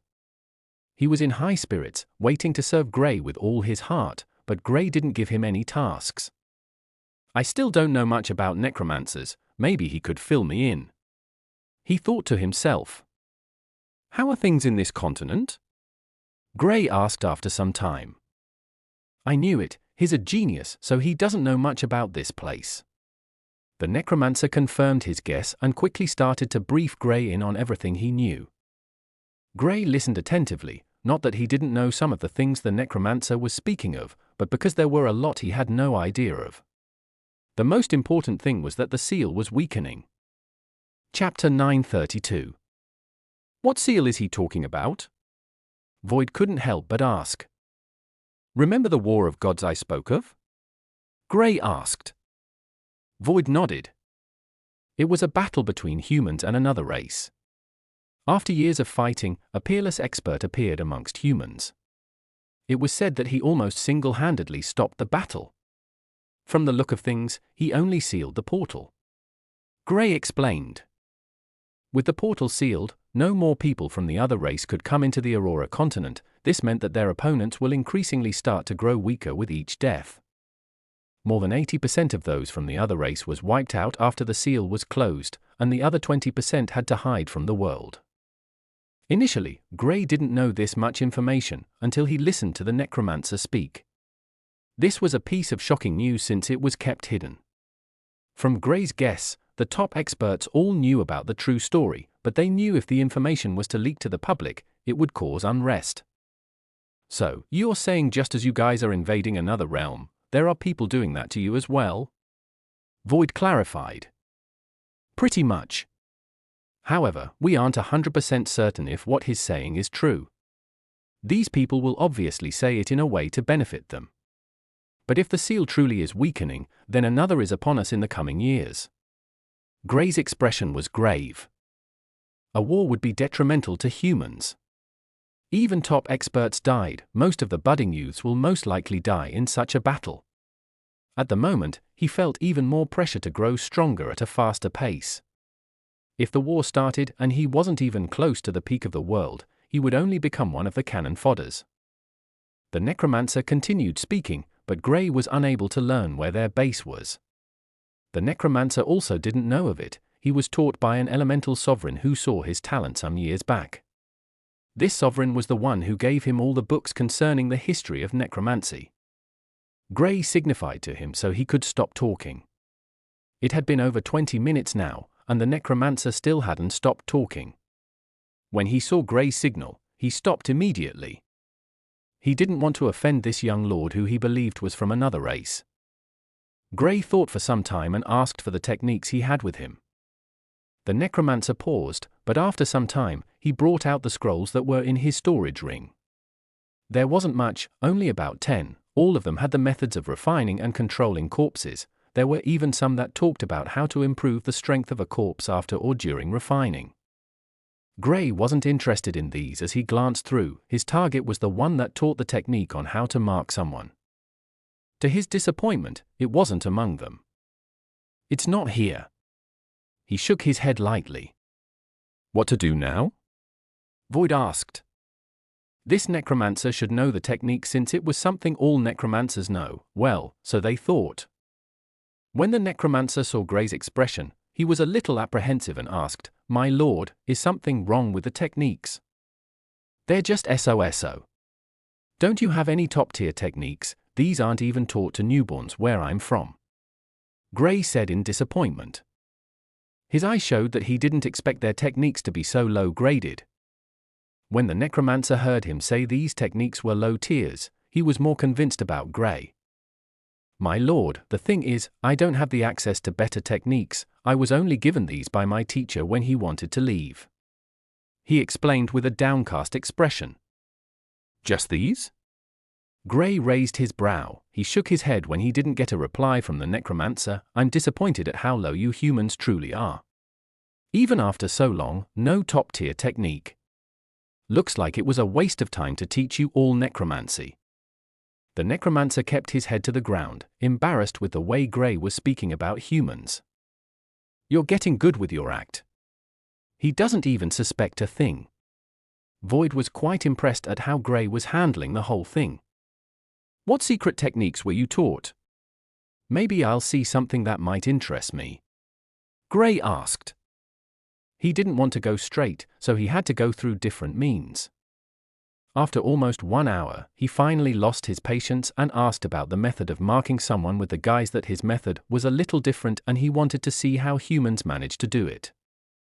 My lord, I can't do that?" The face of the necromancer was ashen.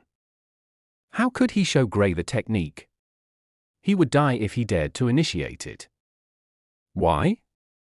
Gray pretended as if he didn't know that they would die if they wanted to mark an individual. "Our method is very complex. We aren't built the same way, so to mark someone, we have to exchange our lives," the necromancer explained. "Ooh?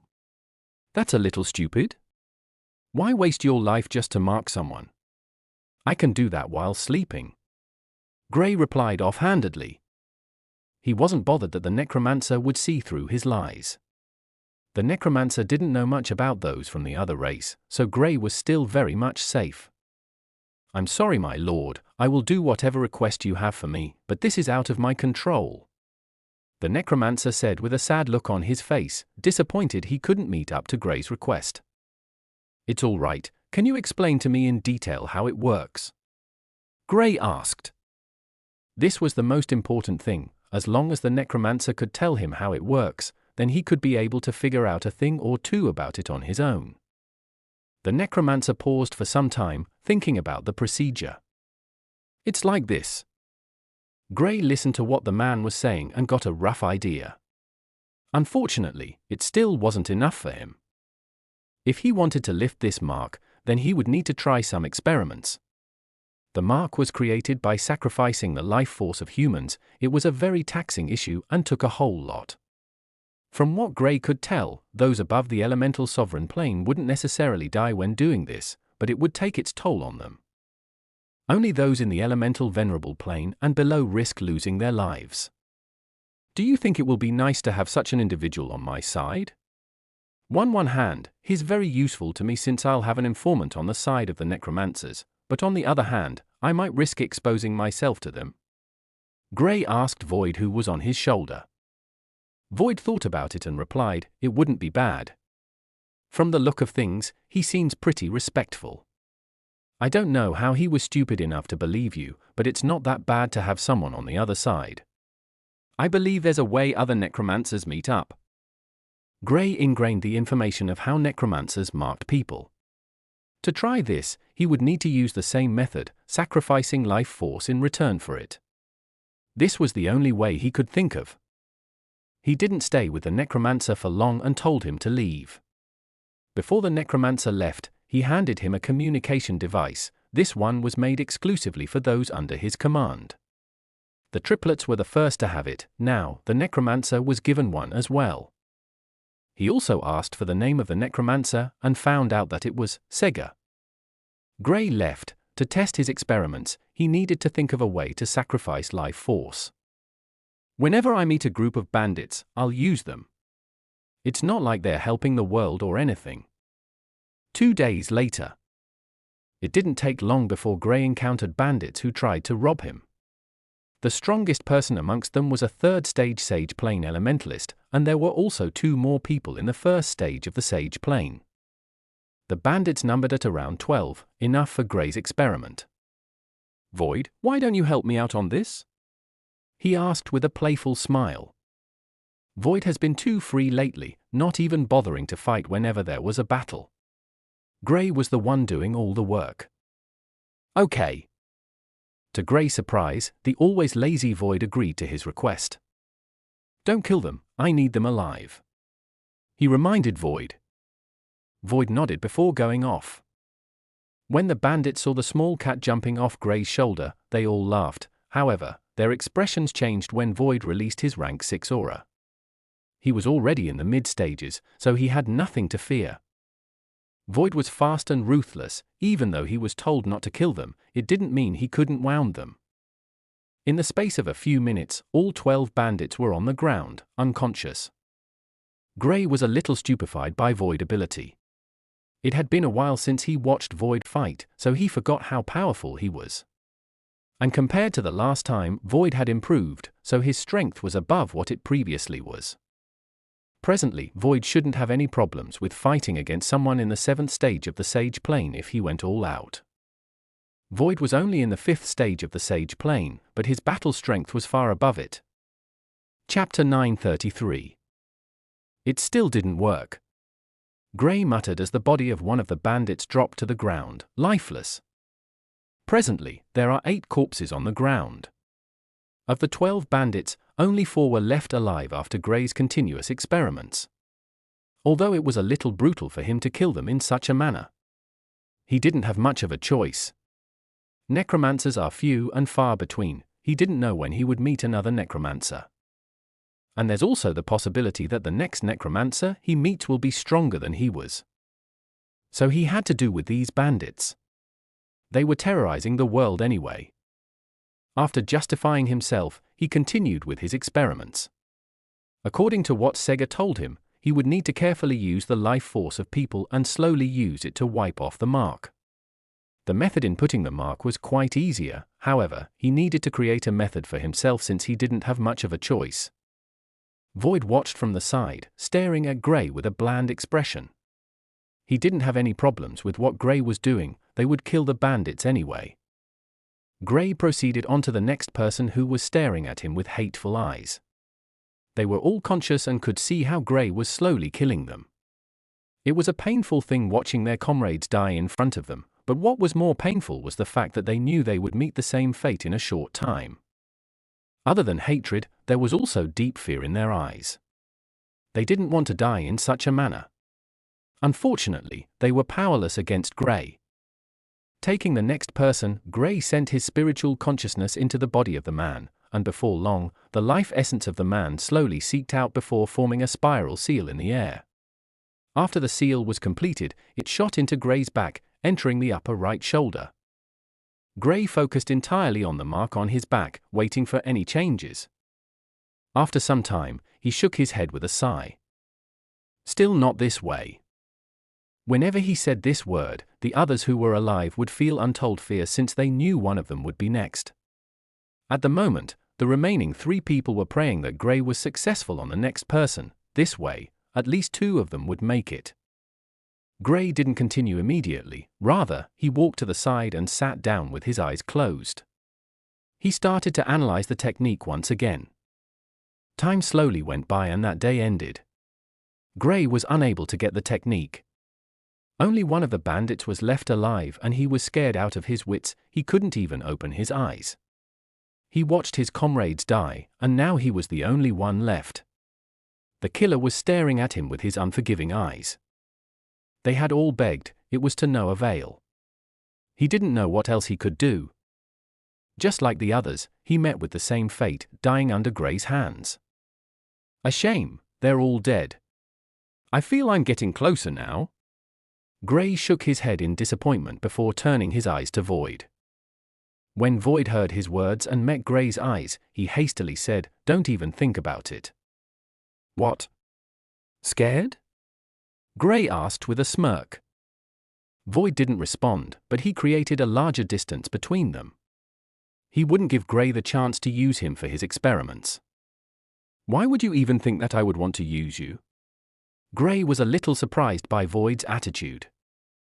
Just like the last time, Void didn't bother to answer him. Grey laughed before walking out with Void, carefully keeping his distance.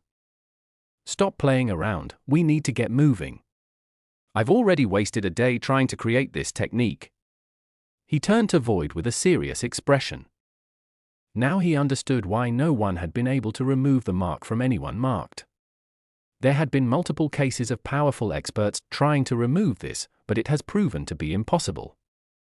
The duo continued their journey. They still had to pass through the region which was currently at war.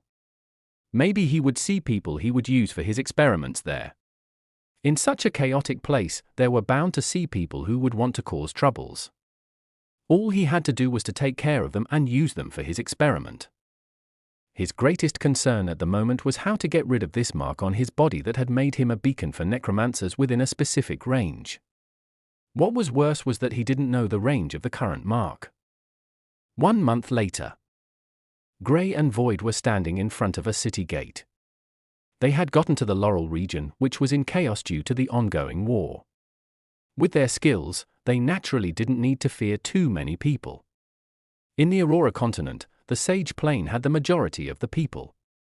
Those in the Elemental Venerable and Sovereign Plane didn't get too involved. In this current battle, the higher ranks not involved, only those from the peak of the Sage Plane below. They entered the city after much difficulties. After roaming around, Grey got the major scoop of what was happening and what the current battlefield looked like. Since he was staying in the territory of one of the families they was at war, he could be safe there as long as he didn't go against the rules set there. "What do we do now?" Void asked after the duo entered the room they were staying in the inn. "Nothing. I don't want to cause any trouble. It'll not be good if I were to have a clash with these people over something like this. I'll continue after we get to the other regions. Of course, if the opportunity arises here, I'll definitely take it," Grey replied.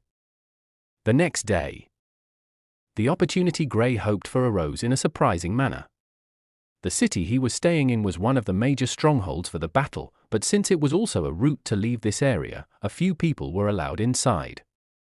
The city was on the verge of being attacked, and from what Grey heard, the residents are told to either evacuate or join them in the battle. Thinking of the possibility that no one above the Sage Plane would be involved, he didn't mind fighting alongside those from this city. Also, there would be rewards according to their accomplishments. It was an odd occurrence since most places that were at war wouldn't want to depend on others for their battles. It would be a catastrophic if these people were to double-crossed. Grey went on to register for the battle. On getting there, he noticed that the people who came to register were very small. When the general in charge noticed Grey's cultivation stage, he knew he was a genius from a top faction. After seeing his badge, he confirmed that he was from the Permanent faction.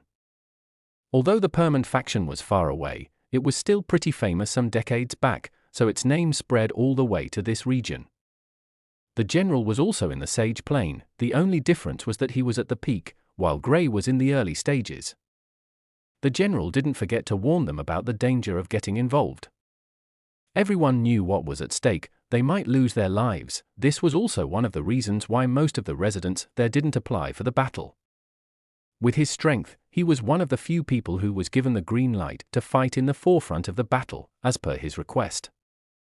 Grey followed the general since they would be in the same group.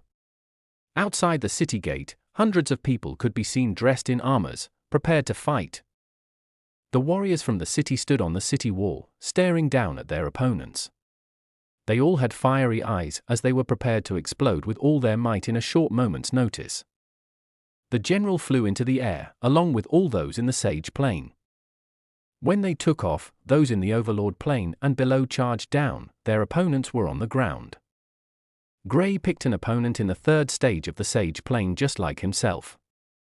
Void, try and see what you can get from these people's camp. Capture as many people as you can, he instructed while fighting against the lady in front of him. Void nodded and disappeared from sight. The lady Grey was fighting against was a little shocked and looked around vigilantly, fearful that Void wanted to sneak behind her and attack. Grey kept his abilities below par, only using the fire element for now. Chapter 934. Boom! Grey forced the lady back with a fireball. The lady was a water elementalist, but against Grey, she was powerless. Grey wasn't even using close to 60% of his usual attack power, yet he was still comfortably overpowering her. Isn't she a little too weak? This thought flashed through Grey's head as he pushed her back once again. After fighting against geniuses for most of his time in the Aurora continent, he forgot that there were still normal people who didn't have strength exceeding their stages. So even when he wanted to go easy on her, he still overwhelmed her. Grey continued his onslaught of attacks. Since he already had the advantage, there was no need in holding back. A blade made from fire appeared and he slashed it at the lady. The lady tried to block the attack with an ice wall, but Grey's fire was just too powerful for her. It easily broke through the defense and sent the lady flying once again. Bang! The lady crashed into the ground. Since the start of the battle, Grey was the only one who managed to almost defeat his opponent.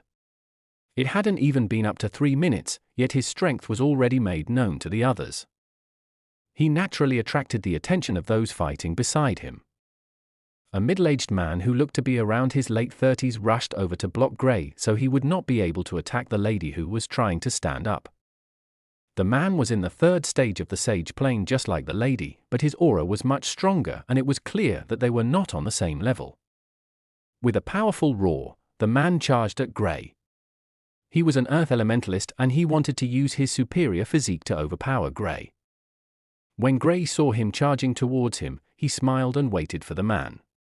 The man threw a punch in his direction, and even before the punch got to where he was, he could feel the overbearing strength of the earth element. Grey reciprocated the attack with a punch of his own. His punch was filled with the fire element and it gave off intense heat. The two fists clashed and to the surprise of the man, he was sent flying while Grey stayed in the same spot. The man stabilized himself mid-air and looked at Grey in shock. He was a little taken aback by Grey's strength. Even after using most of his strength, Grey not only managed to block the attack, but he even repelled him quite easily. The lady flew into the air, floating beside the man. They nodded at each other and with a tacit understanding, they charged at Grey.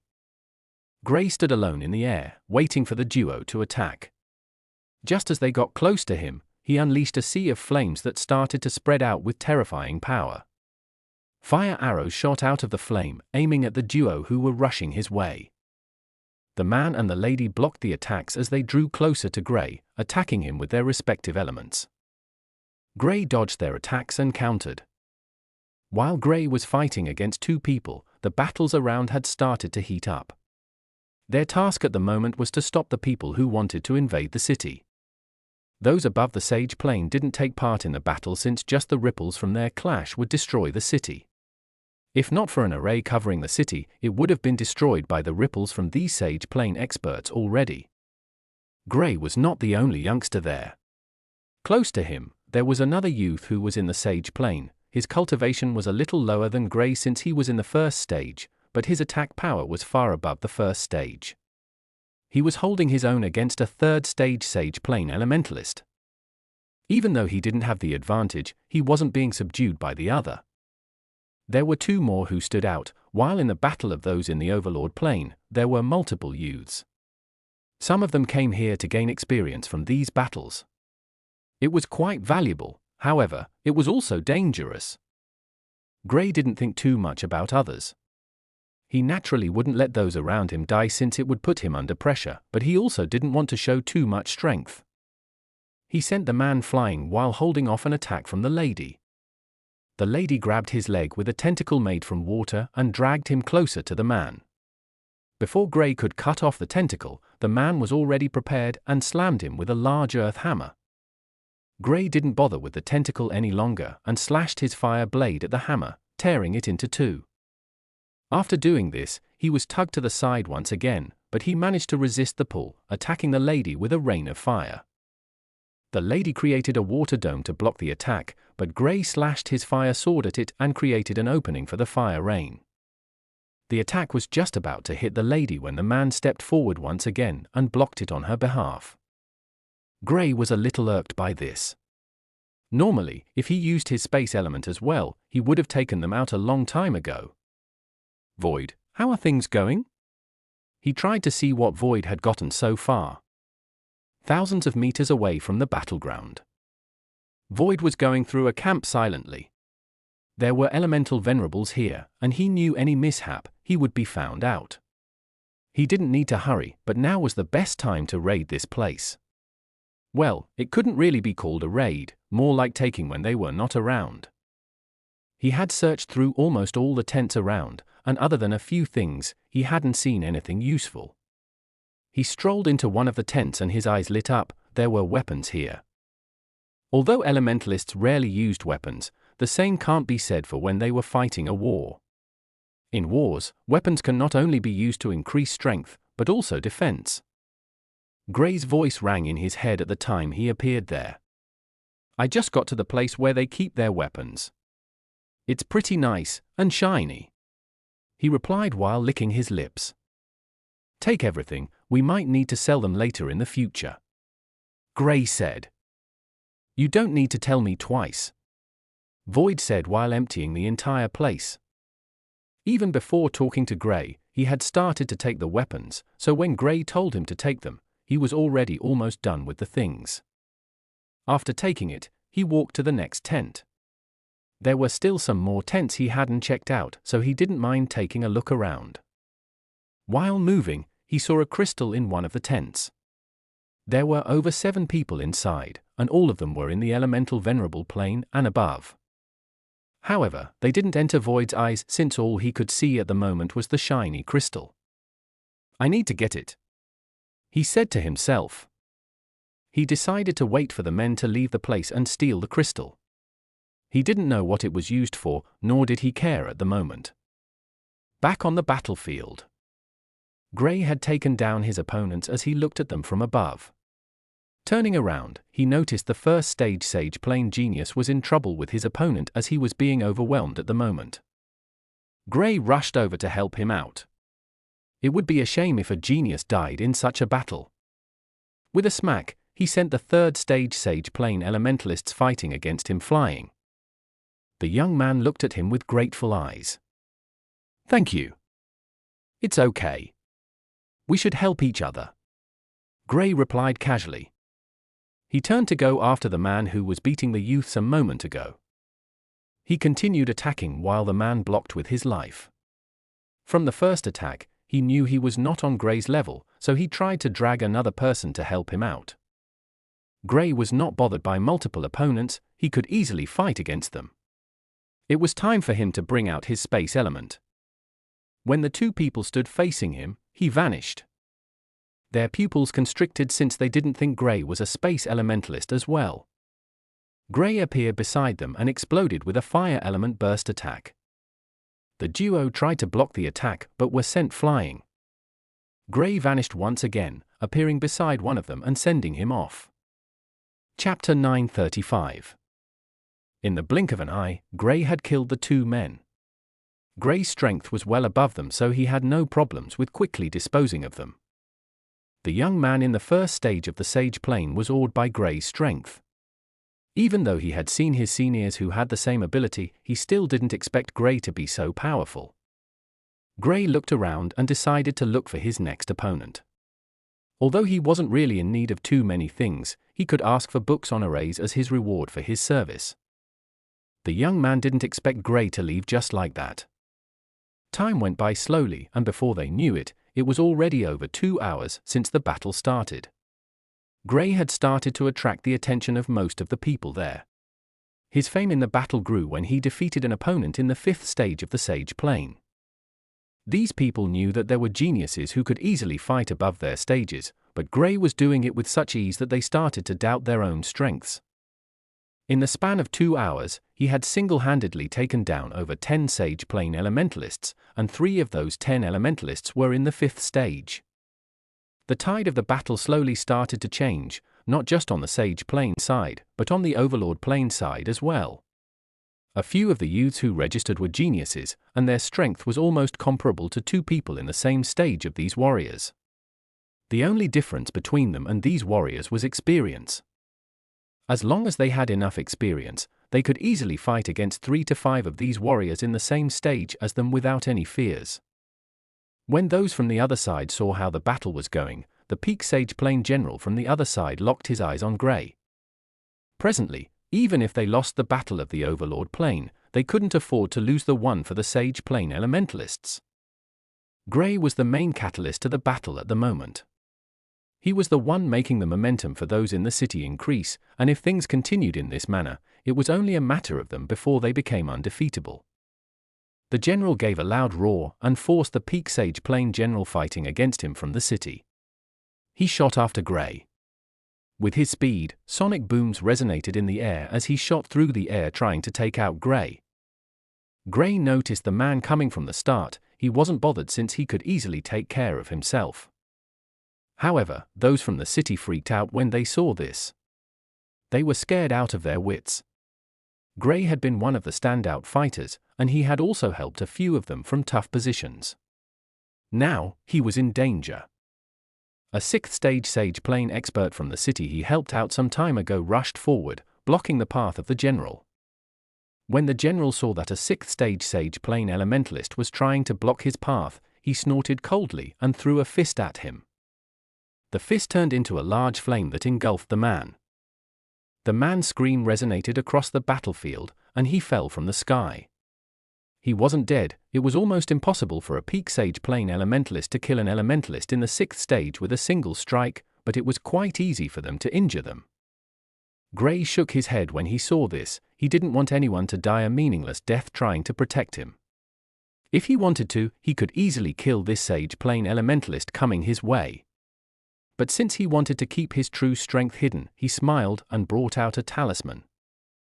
The moment the Peak Sage Plane General saw this, he quickly retreated, not daring to get close to him. The talisman with Gray was an attack talisman of an elemental venerable. If the general was foolish enough to stand in front of him, then he would die from the attack. The difference between a Sage Plane Elementalist and an elemental venerable was miles apart. If an elemental venerable were to step forward, then it was impossible for all those present to stop him. Just as Gray predicted, the general wasn't the only one who stepped back. All those in the Sage Plane from the attacking army retreated as well. With a blank expression, he flew down to help the man who was injured up. "You're not part of this army, why take the risk of offending us?" The general of the opposing army asked coldly. His eyes were on Gray. With the talisman in hand, Gray was presently the strongest individual there. However, even though the general would want to kill Gray, he couldn't take the risk. If Gray were to fall in this battle, those from wherever he was from wouldn't hold them accountable, since Gray was the one who registered for the battle. "This is nothing, I only brought it out to help him." Gray activated the talisman, and to the surprise of the general, a blinding light shot out from it and shot into the body of the 6th stage elementalist he injured some moment ago. "I know the rules which states that no elemental venerable should be involved, but I'm not an elemental venerable. Using a talisman that is made by an elemental venerable is the same," the general said. "You don't expect him to watch and die. You're a Peak Sage Plane expert, yet you want to attack a 3rd stage Sage Plane youth. Don't you have any shame?" The general from the city stood in front of Gray. He would naturally not allow such acts of bullying. The only reason the general had the chance to even think of attacking Gray was because he exploded out with his full strength, taking the general from the city unaware. Chapter 936. Both sides were at a standstill. The general from the other side wanted to move when Gray brought out another talisman, playing with it in his hands. The general gritted his teeth before saying to the others, "We're retreating for now." The battle in the Overlord Plane had also stopped. they were all waiting for the verdict from those at the top. After getting the order from the general, the warriors retreated. Those from the city cheered when they saw this. None of them tried to attack the opponent as they left. The reason the battle was still ongoing was due to the rules followed. As long as a side agreed to retreat, the other party was not allowed to attack them. Gray and the others watched them leave. He was a little sad since he wasn't able to delay them for longer. Void was still there, trying to get the shiny crystal he spoke of. Even when he told him to forget about it, Void refused. All he could do was to try to delay them so Void could get the chance he wanted. Even after 2 hours, he was unsuccessful. According to him, when everyone was about to leave, an elemental venerable was left behind to keep guard of the item. The elemental venerable was already at the peak, so his strength was not something Void could gamble on. Gray couldn't be bothered with Void any longer. Since he wanted to stay there a little longer, then it was up to him. Thank you for your help. Tonight you're all invited to the City Lord's Manor for a feast, the general said to those in the Sage Plain who helped them out in the battle. Gray didn't say anything. If not for Void, who still loitered around the enemy's camp, he would have left after this battle. He already had a good number of people he could use for his experiments on his way. The rest of the battle had nothing to do with him. If the army returned, it was up to those in the city to defend it. When he was about to leave, the general walked up to him. "What may I address you as, young friend?" The general spoke humbly. He was already over 50, and it was evident that advancing to the next plane was almost out of sight for him. His talent was low to begin with, and he had to depend on countless dangers before he managed to get to the level he was currently at. For someone like Gray, it was evident that the Sage Plane would not be considered much in his journey. He could easily go to the top of the world with his talent. From how strong he was, and his decision-making, he could also tell that Gray was a very decisive person who had gone through multiple trials that forged him. The reason Gray brought out the talisman was to stop the battle. Even though the general would want to win the battle, watching his warriors drop to the ground one by one was unbearable. Most of these people were really close to him. "I'm Gray, General," Gray replied. He didn't put on any arrogant air, which immediately increased his worth in the eyes of the general and most of the warriors around. Most geniuses were proud, they had already gotten used to it. But Gray was different, he didn't speak to them like they were some lowly figures. "Ha ha, Gray, such a good name. I hope to still be alive by the time your name spreads across the entire continent." The general laughed. "You overestimate my abilities, General," Gray replied humbly as they moved into the city. He was behind the general, not staying in the same position as him. Walking beside the general meant that they were equals, and Gray didn't see them as equals. Since they fought together, he would give him all the respect he deserved. The general laughed and conversed with him as they walked inside. The other geniuses who fought in the battle also tried to establish a relationship with Gray. They didn't see anything wrong with trying to befriend Gray. In the end, Gray promised a few people that he would visit them if the opportunity arises. Stepping into the city, he looked around. With Void still in the enemy's camp, he had to be alone for the meantime. "Aren't you done yet?" he asked telepathically. "No." "Can you come over to cause some chaos?" Void asked. Gray accessed his options before shaking his head. "It's too dangerous." "Is there any rank right magical beast around?" "I didn't sense the aura of any," Void replied. "Then there's nothing I can do about it. If I even managed to draw rank 6 beasts over, those elemental venerables and sovereigns would easily kill them," Gray replied. They spoke a little longer before he went to his room in the inn. It was time to focus on the technique he was trying to come up with. He couldn't bring the people he captured out now, but he wanted to try and look through the technique in his head. In the enemy's camp, Void was still searching for the opportunity he needed. The army isn't back yet. Once they do, they would alert these people to the disappearance of the weapons. That would make them even more vigilant, and his chance to get the crystal would slip away. Looking around, he gritted his teeth and headed to the next tent. He would try to cause a commotion to draw the attention of the man. Once the man was there, he would head to the next room and take away the crystal. Void immediately put his plan to motion, making small noises to draw the attention of the man. The man stepped out, trying to see what was wrong. On seeing the small black cat, he was slightly taken aback. Void didn't radiate any aura, so he didn't think he was the owner of the aura he felt. Chapter 937. Void licked his paws and walked away to the side. The man stayed outside the tent since he was still trying to figure out what brought out the aura some minutes ago. The aura was very faint, and it only radiated for only a quarter of a second. Even though it belonged to someone in the Sage Plane, the fact that a Sage Plane elementalist could get this close to him before he sensed it was shocking, hence he was a little alert to it.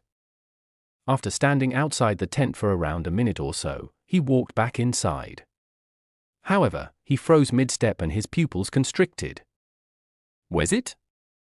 He looked at the table where the crystal was previously laying, but it was empty. He moved closer to it and looked around, trying to see if it fell to the ground. But it wasn't there. He picked the table up and looked below it, but the crystal was not there. Who took it? He was short of words. He was standing right outside. How could someone take it away under his nose? It was impossible. Unless it was the doing of an elemental sovereign. There was no way the aura he felt the first time belonged to a Sage Plane elementalist. It was an elemental sovereign's doing. Without any words, he vanished. He had to tell the others that the crystal was gone. When he left the place, Void walked out from the side of the tent where he was hiding.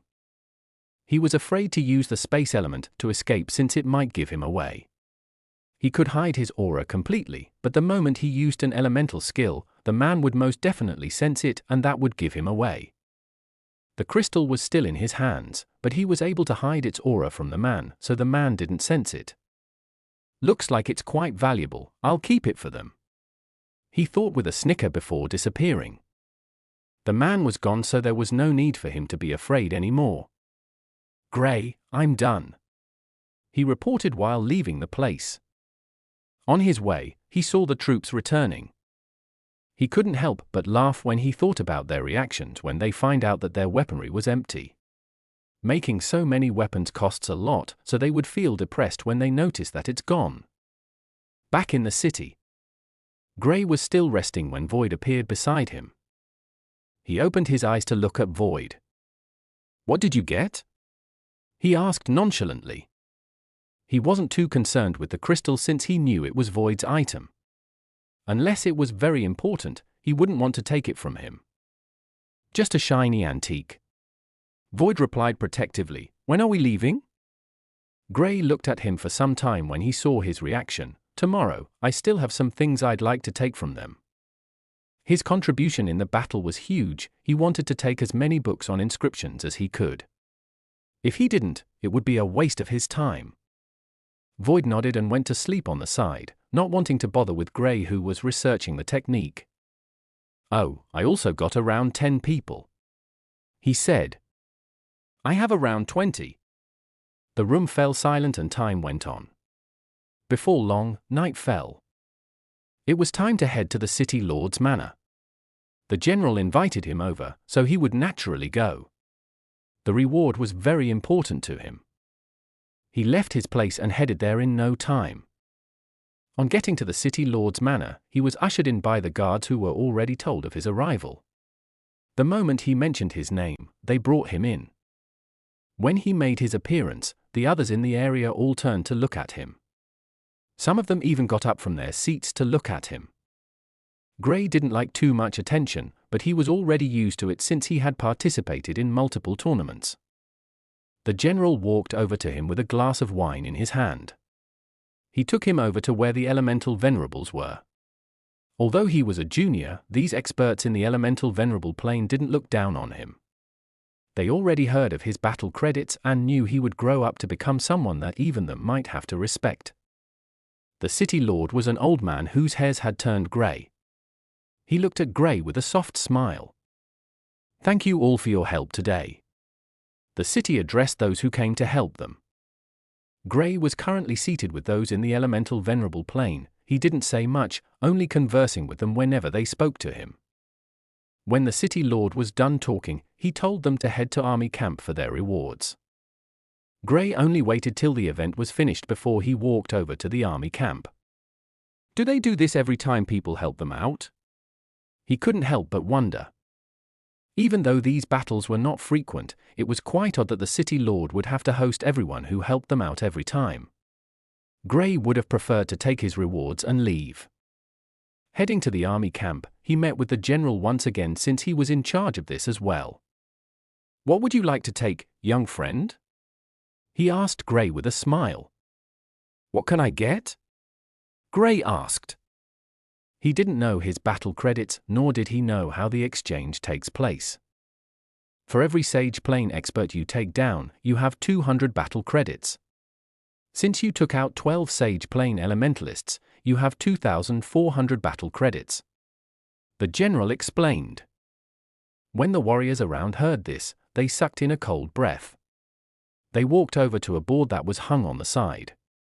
Multiple names were hung on it, and their battle credits were written on it. Since the start of the battle, the number one person on the Sage Plane board only had around 15,000 battle credits. One has to know that this battle has been ongoing for years now.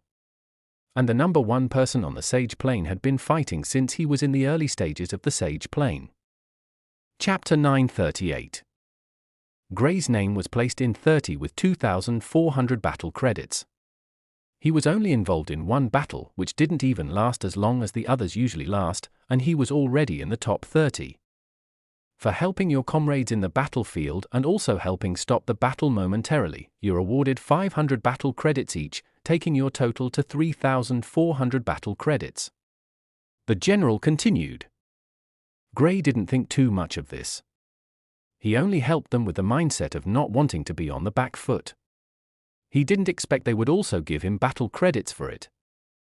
His name rose 3 more ranks and was placed 27th. The warriors were stunned. He moved again. They couldn't believe their eyes. Gray only participated in one battle, yet he was already ranked 27th. Where would he be ranked if he were to participate in 2 more battles? It was unknown, and since battles didn't happen as frequently as before, they knew he would be leaving before the next battle took place. Gray walked over to the exchange panel, and when he saw the prices for books, he was a little taken aback. Each book, depending on their values, ranged from around 15 battle credits to 200 battle credits. Can I get books on a raise? He turned to the general. The general turned to a youth standing beside him. Take him to the city library, the park where the top books on arrays are kept. The youth nodded and said to Gray, follow me. Gray walked behind the young lady. She was around Gray's age, but she was still in the Overlord plane, although she was already at the peak. Gray didn't really know her and didn't really bother to talk to her. He focused on getting to the library. Once he took the books, he would keep himself locked away for some time to absorb the new knowledge he was about to gain. The young lady didn't speak a word since Gray wasn't saying anything. She only escorted him to the library, and after helping him get past a few people there, they arrived at a secret part in the city library. Gray was shocked. He didn't think these city libraries would have these types of places. Could they be connected to the city lord's manor? He didn't think too much and started to pick the books he saw on arrays. In a short time, his 3,000 battle credits were used up. Even the young lady was stunned by Gray's wanton spending. These battle credits could be used to obtain valuable items in the city. He could even buy a mansion with it. Yet, Gray spent it all on books.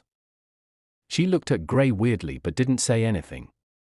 After they left the place, Gray thanked her and left immediately. She could tell that he was in a hurry to start reading the books he picked. When Gray got to the inn, he looked himself up and started reading immediately. While Gray was reading books, the enemy's camp was in turmoil.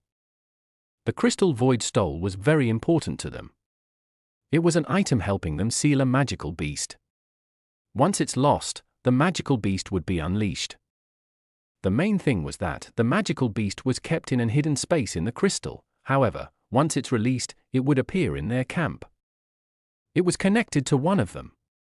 They originally wanted to use it against their opponents, but now, it is gone. This beast was only following their command because of this crystal. Now that the crystal was gone, it would not listen to a word from them and even attack them. Void had no idea he was holding onto a powerful beast since all he cared about was the crystal. Whoever stole it is still around this area. Find the person and return the crystal here. A peak elemental sovereign yelled angrily. The others vanished, in search of the crystal. The man who was in charge of keeping watch was on the verge of going insane. He couldn't believe it was lost on his watch. He was the one who took finding the crystal more upon himself. If he didn't find it, the consequences would be dire. Especially when the beast was released. The beast was a peak rank 8 magical beast, and its strength was far above an elemental sovereign even though they were on the same stage. An expert above the elemental sovereign plane was the one who caught it after much difficulties. They went out in search of the item. They headed in the direction of the city, but after thinking about what might happen if they got close to the city, they took another path and moved around. They had to find it, no matter what. The days went by and Gray was locked up in his room. The agitation of the experts was noticed by the experts in the city. They told the others to be ready since they've noticed the movements of almost all the elemental venerables and sovereigns in the other camp. They've never seen something like this before. Even if the enemy's camp suffered a heavy loss, they wouldn't be this agitated. It didn't take long before they realized that something was wrong. Something that wasn't their doing. Void was having the time of his life in the city, going from restaurant to eat the foods. He wasn't disappointed by the meals around. At first, it was difficult for him to get meals, but after time went on, the tales of a small talking black cat started to spread across the entire city. He even went as far as kidnapping some cooks to take their recipes. The guards started to hunt for this cat, but it seemingly disappeared without a trace after a few days. No matter where they searched, they couldn't find him anywhere. Chapter 939. 1 month went by in a flash. Gray finally left his room for the first time since he came back. He was a little surprised to see Void hanging around. Given Void's love for chaos, he thought he would be somewhere causing havoc. "You're done, good. Let's go," Void urged. Gray raised a brow to look at Void. "What did you do?" The fact that Void told him they should leave so soon showed that he was either bored here or he was in trouble and wanted to leave as soon as possible. "Nothing, I'm bored. There's nothing fun around here," Void replied coolly. "Oh, do you know why the elemental venerables and sovereigns have been moving out frequently?" Gray asked. Even though he was in seclusion, he didn't forget to keep an eye out on things. This was a stronghold in war after all. If the enemy broke in, he would need to leave as soon as possible. "Nope. But since the last battle, they've been moving around more lately. I think those from the other side are somewhat agitated," Void replied after some time. Gray squinted his eyes to look in the direction of the camp. "We should leave." He didn't know why these people were agitated, nor did he want to know. It was above his level. He was only in the Sage Plane, he hadn't even gotten to the peak yet, so it would only be him courting death if he were to involve himself in this matter. Void nodded happily and walked away with him. Just as they were about to step out, Void suddenly vanished. Gray paused. "What?" "I forgot something, go ahead without me." Void's voice rang in his head. Gray didn't think too much about it and walked away.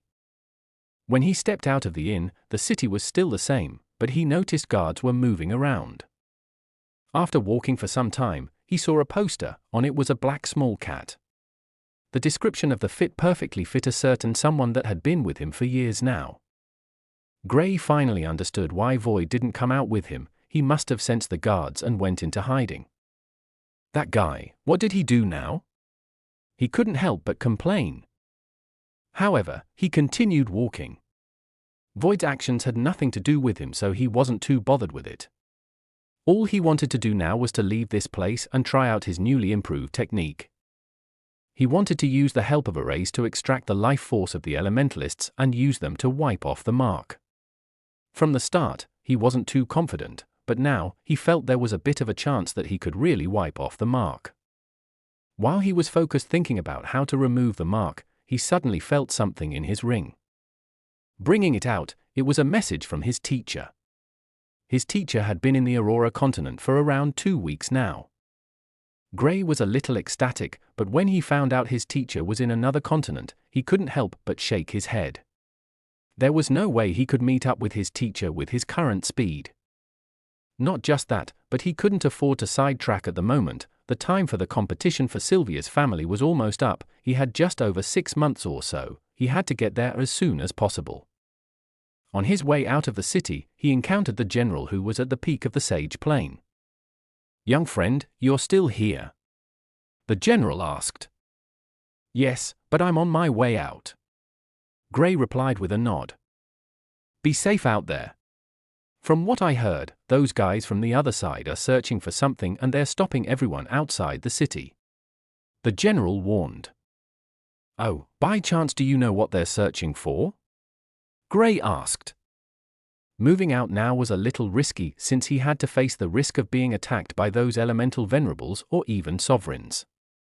However, he didn't think they would attack him so wantonly. At most, they would only question him. After leaving the city, he waited on the side. Void soon appeared on his shoulder. "I got it, let's go," Void said with a calm expression. "What did you do when I was in seclusion?" Gray grabbed him before he could escape. "Nothing, I only got some recipes for you," Void replied with a wronged expression. He thought Gray would praise him for his hard work, but Gray was handling him in such a rough manner. "Recipes?" Gray paused.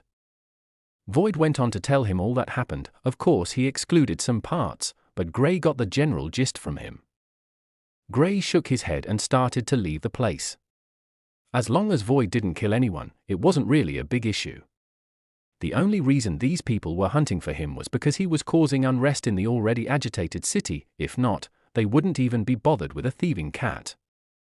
They continued on their way. This was the main part of the region where the war was the most intense.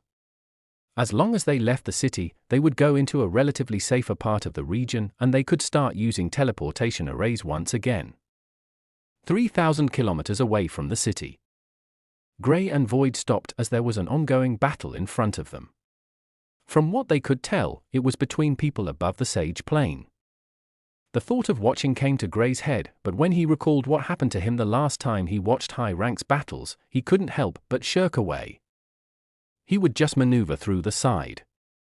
As he was turning around, he heard the voices of the people. Even though they were hundreds of meters away from him, he still heard them clearly. "I already told you I don't have it.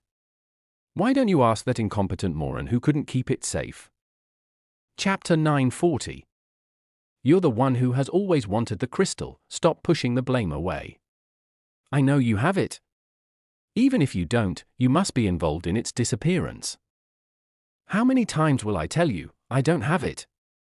If the beast is released, we will all suffer from its wrath. I'm one of the people it hates the most. Do you think I'm that stupid?" While the duo were arguing, Gray and Void exchanged glances. "Don't tell me it's the crystal you stole from them." Dark lines appeared on Gray's head. If what these people said was correct, then the crystal Void stole had a beast that even these people were afraid of. These were people that were possibly elemental sovereigns, yet Gray could hear the fear in their voices. A single magical beast being able to strike fear in them meant that it was at least a rank 8 magical beast, equivalent to an elemental sovereign. "I think it is," Void replied with a stunned look. He didn't think the crystal he took just because it was shiny actually possessed such a thing inside. Now that he thought of it, he recalled hearing those people speaking of releasing their hidden weapon on the city.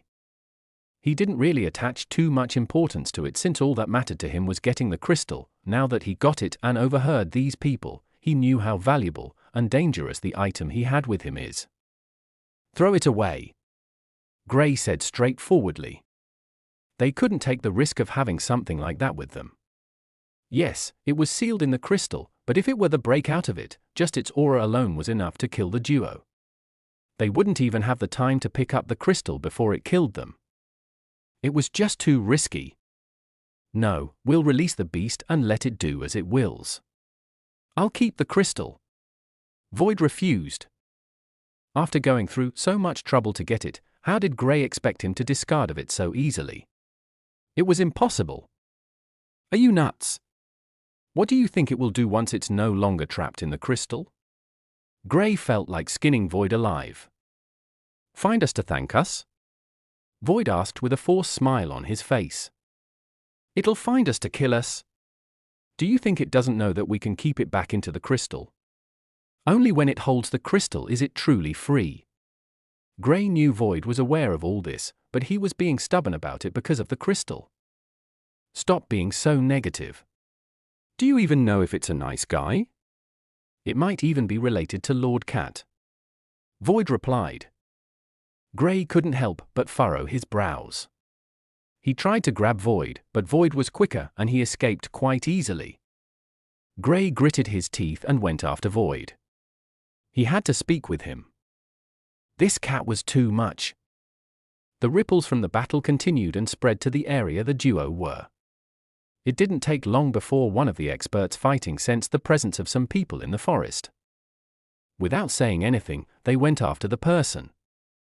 Grey and Void were still running around when the experts appeared. Seeing a young man and a cat seemingly chasing after each other, they lost interest in the duo. They could tell that they were coming from the city, but they weren't in the mood to speak with them. With a cold snort, one of the experts left without wasting any time. Grey and Void sensed them, but they pretended like they didn't. First off, 5 He's were people in the elemental venerable plane or above. If they knew that these 2 sage plane elementalists could sense their presence even when they didn't show themselves, then they might gain some interest in them. The other man left as well. He couldn't be bothered with a kid and a cat. Grey heaved a sigh of relief when they left. Void, seriously, we can't keep it. Grey said with a serious expression. Fine, but we can't take it out now. These guys knows its aura. The moment I bring it out of my spatial storage, they will sense it and we will be in trouble. Void finally agreed. Grey thought about it and knew Void was right. Since it was like this, then they would leave. Once they're no longer in this region, they would throw the crystal away. What he feared the most was that Void might not throw away the real crystal. Void had hundreds of crystals with him, and since Grey didn't see this particular crystal, he wouldn't know what it looked like. They continued on their way. With the experts not blocking their way, they increased this speed. Knowing what they had with them put some pressure on Grey, and he wanted to leave as soon as he could. 3 days later. Grey and Void were already on the edge of the Laurel region. They were safe here and didn't need to fear for their lives any longer. Grey finally decided it was time to stop and try out his research. When he spoke with Void after the battle, he didn't really have anyone in his storage ring. Humans couldn't be kept in his storage ring as long as they were alive. Void, on the other hand, was a different story. Hiding in a cave hidden by a waterfall, he asked Void to bring out the people he caught. Grey was stunned when the people appeared. They were all dead. What the hell? I thought you said they were alive? Grey glared at Void. Oh, you wanted them alive? Sorry, I couldn't stay there for too long without attracting those in the sage plane. Void apologized. I'll go out and bring you some magical beasts around. They should be of use, right? He asked with an apologetic tone. I don't know. Forget about it, we'll see how things go later. Chapter 941. After leaving the region, Grey finally started to feel the sense of safety now. Not being in the region meant that he would not have to worry about those elemental venerables or sovereigns.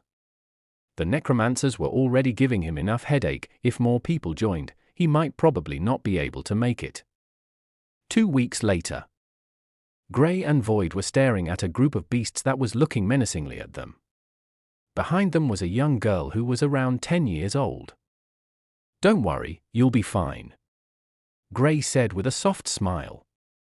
They were currently in the next region after the Laurel region, the Quavers region. According to the history of the region, a powerful earth elementalist rose from the Quavering Mountains, which was famous all round in the region. The name of the region came from this particular mountain.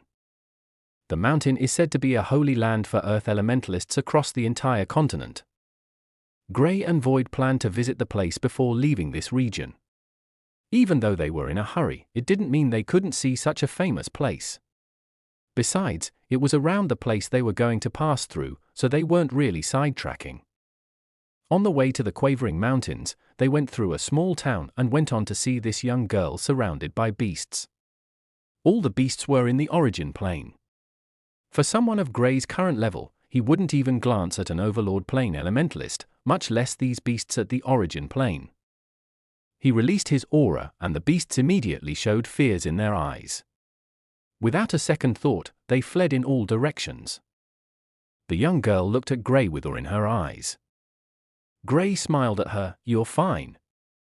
You shouldn't venture out on your own next time." "I know, but my brother left 5 days ago, and he isn't back yet." The young girl explained the reason for her coming out of the town alone. According to her, her brother left the town 5 days ago in search of a treasure which was reportedly sighted deep in the forest. Her brother was still in an arcane plane, and he was already regarded as the top genius in the town. At the age of 25, he was the fastest to reach the arcane plane before 30. Grey and Void exchanged glances when they heard this. Even the case in the Azure continent wasn't this bad. When Grey was 15, Clouse and the rest were already in the arcane plane. Alice and Reynolds were in the late stages. Yet, a 25-year-old arcane plane elementalist was regarded as a genius. He couldn't help but shake his head. "So there are even places like this here. It's normal. Not everyone is lucky enough to train in a good place." Void replied. They had sensed the elemental essence in the area, and it was pretty poor. It was even quite impressive that this young girl's brother was able to get to the arcane plane in this place. "Are you sure he came here?" Grey couldn't help but ask the young girl. The young girl nodded. Grey furrowed his brows. The reason for this was because he just scared off a number of origin plane magical beasts. If this young girl's brother were to encounter them, he would die without even having the chance to move. The strength difference was just too large. After some time, Grey said with a soft smile, "I'll go and search for your brother. You should go back to the town, okay?" "Can I go along with you, big brother?" the girl asked with large eyes. "As much as I'd want you to follow me, it's too risky. I can sense some powerful beasts here. I might not be able to protect you if you come with me," Grey explained calmly. He treated the girl with care since there's a high chance that her brother was dead. "Big brother, if I go back to the town, I'll be all alone again. My brother is the only family I have," the young girl replied with tears welling up in her eyes. Grey paused when he heard this. "What about your parents?" "They died when I was 2. According to my big brother, they were killed during a beast tide," the young girl replied. Grey felt a slight headache. He couldn't send the young girl back since it was a little heartless. However, he knew this was the best choice, but he couldn't bear to send the girl back. "All right, you'll come with me to bring back your big brother, happy?" he said with a smile. The young girl smiled when she heard this, and jumped happily. Grey's eyes flashed. He knew there might be a chance that her brother was dead, but there was nothing he could do. "Void, her safety will be your top priority," he communicated with Void. Since he was taking the young girl with them, he had to make sure he was 100% certain that he could save her. He also marked her. This way, he could appear close to her within the blink of an eye. Void nodded to his words. Grey was never a good person. Since he decided to help this little girl, it must mean something. They continued on the path the young girl said. Grey could sense the aura of a sage plane magical beast in the forest. From what he could tell, the strongest beast in the forest is a sage plane magical beast. Even if an elemental venerable magical beast were to be in the forest, he had things he could use to fight against it. Time went by and before long, they were already in the depths of the forest. Gray didn't need to fight against any of the beasts that came his way. All he needed was to release his aura and the beasts would run away. The journey so far had been quite enjoyable. The young girl's name was Arya, and she was quite the talkative. Gray didn't know what to say. She bombarded him with questions that he couldn't even answer them all. While they were walking, Void suggested he made something for them to eat. Arya agreed to it immediately. She hasn't started cultivating yet, so it was normal that she would grow hungry after some time. Gray didn't object to it and easily caught a beast that he used to make some soup. When Arya took a spoon, her eyes opened wide. She looked at Gray with wide eyes. "Big brother, this is the best food I've ever eaten." Gray laughed lightly when he heard this. "Oh really, doesn't your big brother cook for you?" "Meh, he's a terrible cook. I'm even better than him," Arya said while sticking out her tongue. Gray and Void laughed when they heard this. Arya had come to know that Void could talk, and when she first found out, she literally freaked out. Gray soon pushed her to Void's side. It was normal that she would like the little small black talking cat. After they finished eating, they continued their journey. When they were just about to enter the depths of the forest, Gray encountered the first sage plane magical beast. It was a fox that was around 3 meters tall and over 5 meters long. The magical beast was in the early stages of rank 6. It stared down at Gray with annoyed eyes. Gray was naturally not too bothered with this fox. He turned to Arya. "I'm coming, I'll go play with the fox for a short time." "Be safe, big brother." Gray nodded and walked over to the fox that was looking down on him. It was evident that the fox didn't think much of him. It was normal since most beasts were stronger than their human counterparts. "You should scurry away now, if not, you'll turn to dinner," Gray said with a playful tone. The fox was enraged by Gray's words. It was already infuriated that a human dared to trespass into its territory. Now the human dared to say that he wanted to turn it into dinner. Insolence! The fox moved immediately and tried to bite Gray. Gray's figure blinked and he vanished from view. The fox paused and turned to release an ice beam towards its back. Gray's figure appeared behind it and with a wave of his hand, he blocked the attack. He smirked and shot out a slash of fire blade. The eyes of the fox changed when it saw this. The attack power was beyond its expectation. It hurriedly set up a defensive wall and blocked the attack. However, Gray's attack easily passed through it and sent the fox flying. The fox roared in pain and turned around. Too late. Gray's voice sounded beside its ear. Its vision soon turned black. An hour later, Gray was cooking fox meat. Chapter 942. The group continued their journey after they finished eating. Of course, they weren't able to finish the entire meat. Void kept the leftovers in his spatial storage. Gray encountered 2 more rank 6 magical beasts, but he didn't spend too much time with them. With an easy attack, he was able to quickly frighten them away. He didn't want Arya to see too much blood, so he made sure when making the kill, it was as smooth as possible. 30 minutes later. Gray, Void, and Arya had gotten to the depths of the forest, and there were signs of other people around. This gave Gray a little hope that they could find Arya's big brother. As long as there were people who made it to this place, then there's definitely a good chance that her brother made it as well. However, he didn't get his hopes too high. For an arcane plane elementalists to go through the tough journey of traversing through the forest to this place was no easy feat. When Gray finally saw people, he realized that most of them were either in the Origin or Overlord plane. Looking through the group, 3 people caught his eye. All 3 of them were old men, and the auras they radiated were at the peak of the Overlord plane. But Gray knew this was not their true strength. Each of these old men was in the Sage plane. Although he was unaware of their true strength, he knew it wasn't above the Sage plane. When he arrived with Arya, he naturally attracted the attention of those there. He reduced his aura to the Origin plane. This was the lowest he could take it. Seeing such a young man in the Origin plane surprised those present. It should be known that in Arya's town, her big brother is regarded as a generational talent, and he was only in the arcane plane at 25. Gray looked to be around 20, yet his plane was higher than all those his age. Seeing little Arya with him, most of the people looked at him with confused eyes.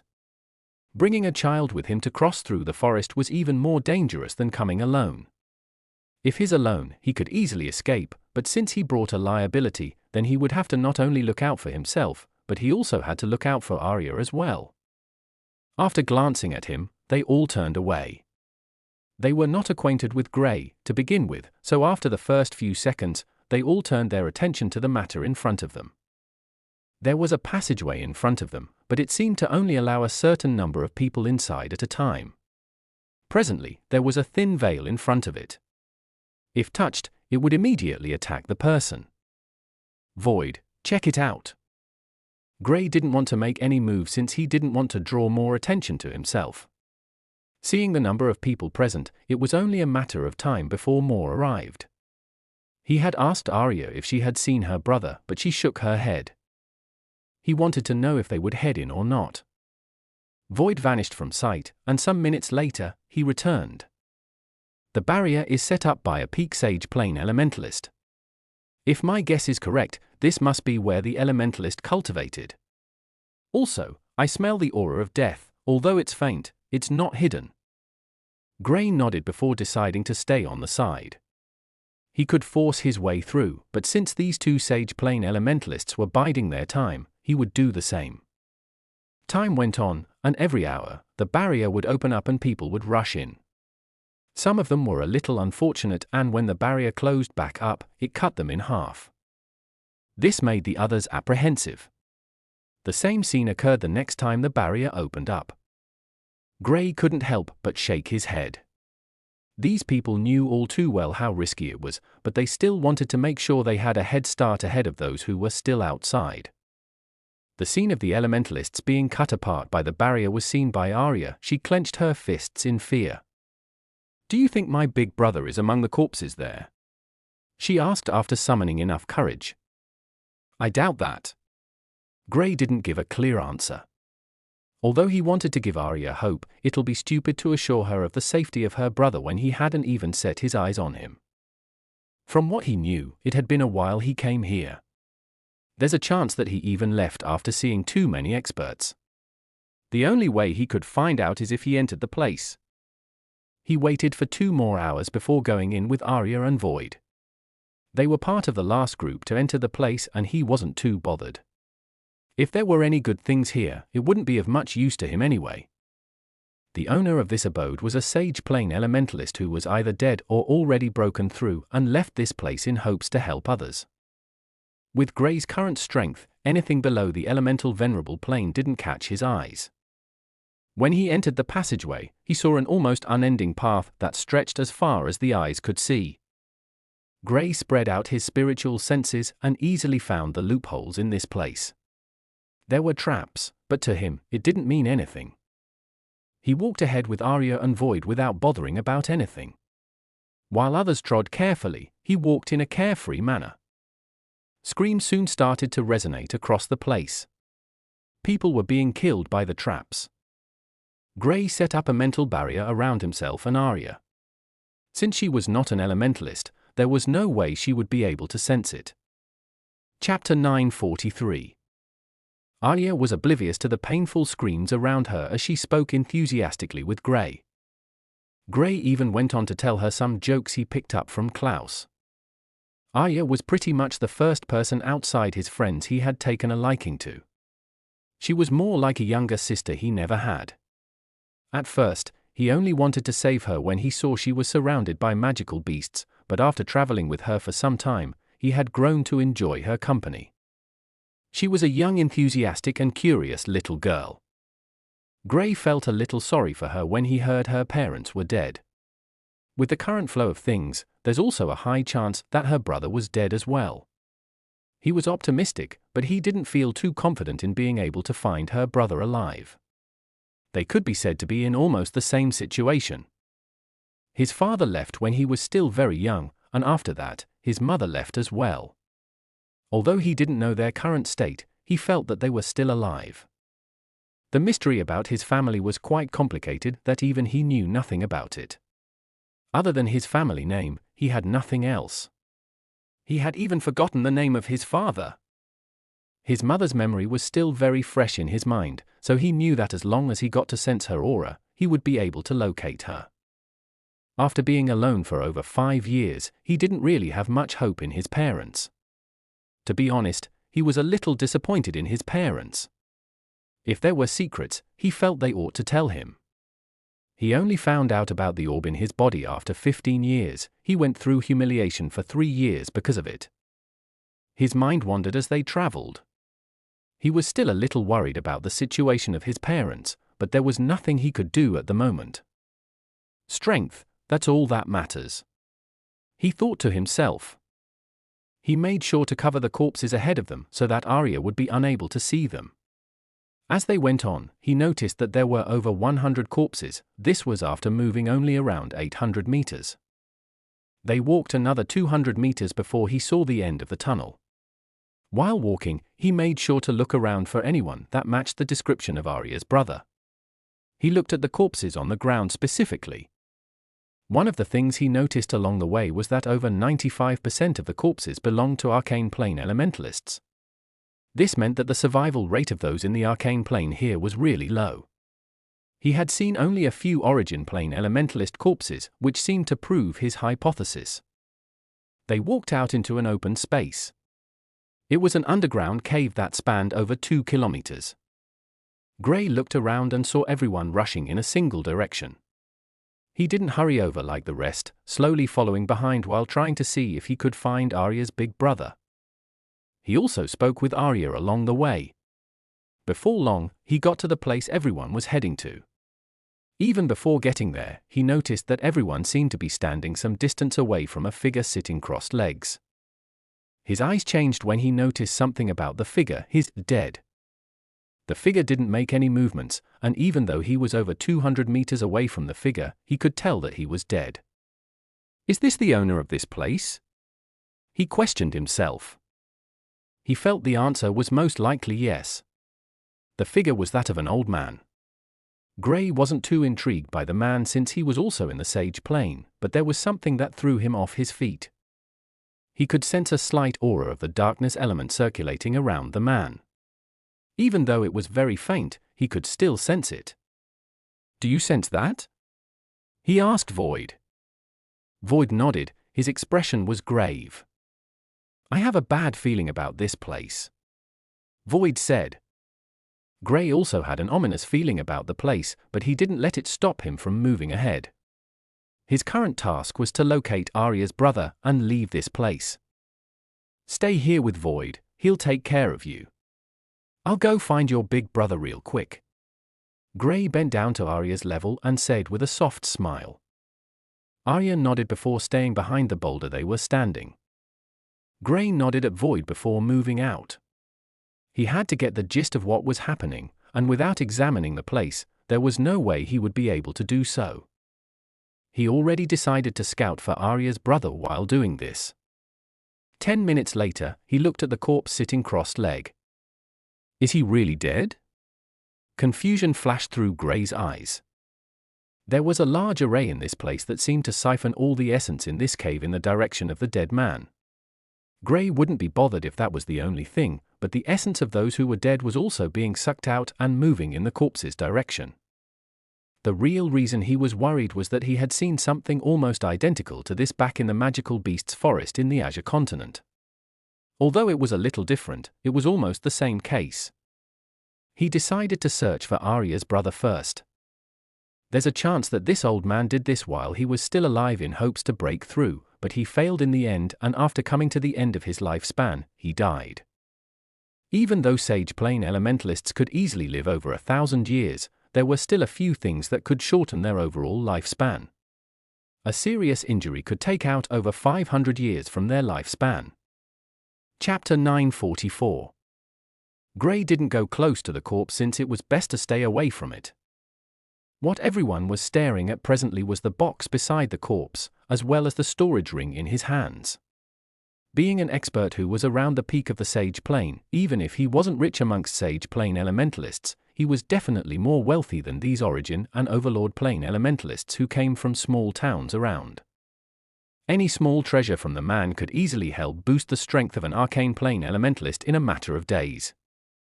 While standing far from the corpse, he tried to see if he could locate Arya's brother once again, but it was to no avail. It was almost like he didn't come here in the first place. The possibility of this happening was also very high. Thinking up to this point, Gray decided to wait a little longer. If they can't find him, they would head back to Arya's town. Staying in this place might not be good for them. Time went by in the blink of an eye, and before long, people started to approach the corpse of the man. Only when they got close did Gray suddenly notice something. His eyes showed shock as he saw people disappearing from view. He could sense it clearly. It was the work of the space element. Where are they being taken to? He raised a brow as he looked on curiously. The number of people started to reduce faster, and before long, there were only around 20+ people there. The two old men in the Sage Plane were still waiting outside. They exchanged glances and walked closer to the corpse before disappearing. A glimmer flashed through Gray's eyes. Could he be there? With this new revelation, there's a good chance that Arya's brother was part of the first people who had entered this place. He came days ago, so it's normal if he had gone through. Without thinking too much, he instructed Void to keep an eye on Arya and make sure she was safe before walking closer to the corpse. When he got to around 10 meters away, he was sucked in by the space element. He didn't struggle with it and allowed it to take him freely. While being teleported away, he studied how he was being taken away and noticed it also had to do with the array in the place. He marked this place so he could leave where he was being taken to at any time he wanted. Not just that, but he could also easily counter the array. He studied all this while he was searching for Arya's brother. His vision went dark, and when he finally saw light again, he was standing on a hillside. He took his time to access the scenery. After taking note of the place, he moved out. He had to ascend the hill. From where he was standing, he could sense the aura of multiple magical beasts, and most of them were in the Sage Plane. He didn't think a Sage Plane elementalist would have the time to do all this. He appeared on the top of the hill and looking forward, he saw different people standing on other hilltops around. This is going to take a while, he muttered to himself. After saying this, he came down and started to search for the aura of an Arcane Plane elementalists. He spread his spiritual senses as far as he could, and wherever he sensed the aura of an Arcane Plane elementalist, he would rush there within some seconds. 30 minutes later, Gray had run over to almost 20 Arcane Plane elementalists, but he hadn't seen anyone that fit Arya's big brother's description. The little hope he had in finding him soon started to fade. When he was already thinking of giving up, he sensed the aura of another Arcane Plane elementalists. He rushed there and saw that this person was being beaten by an Origin Plane magical beast. Gray didn't waste any time and instantly sent the magical beast flying. When the young man fighting against the magical beast turned, he was shocked to see such a young and powerful youth. From his perspective, he could tell that the young man standing in front of him was younger than he was. While the young man was studying Gray, Gray was doing the same. Gray's eyes soon showed disappointment. This was not the person he was searching for. Even though he hadn't seen Arya's big brother, given how much she spoke of him and how detailed her description was, he could tell that this person in front of him was not who he was searching for. Before the young man could even thank him, he vanished. I guess he's not here, Gray thought to himself when he reappeared on a tree branch. He shook his head before looking in a particular direction. There, he could sense an odd aura. It was a little identical to what he sensed in the cave. He decided to check it out before leaving. It wasn't like he was in a hurry, to begin with. On his way there, he encountered another Arcane Plane elementalist who he decided to help. A single attack without even showing his face was all that he needed to scare the magical beast away. The young man in the Arcane Plane didn't even know when Gray appeared, much less when he disappeared. When Gray got to the place where he could sense the aura, He noticed those two old men in the sage plane were already present there. Not just them, but some overlord plane elementalists were also standing there. Gray decided to hide in the corner. When he was about to hide, he saw a figure from the side of his eyes. He couldn't help but turn in that direction.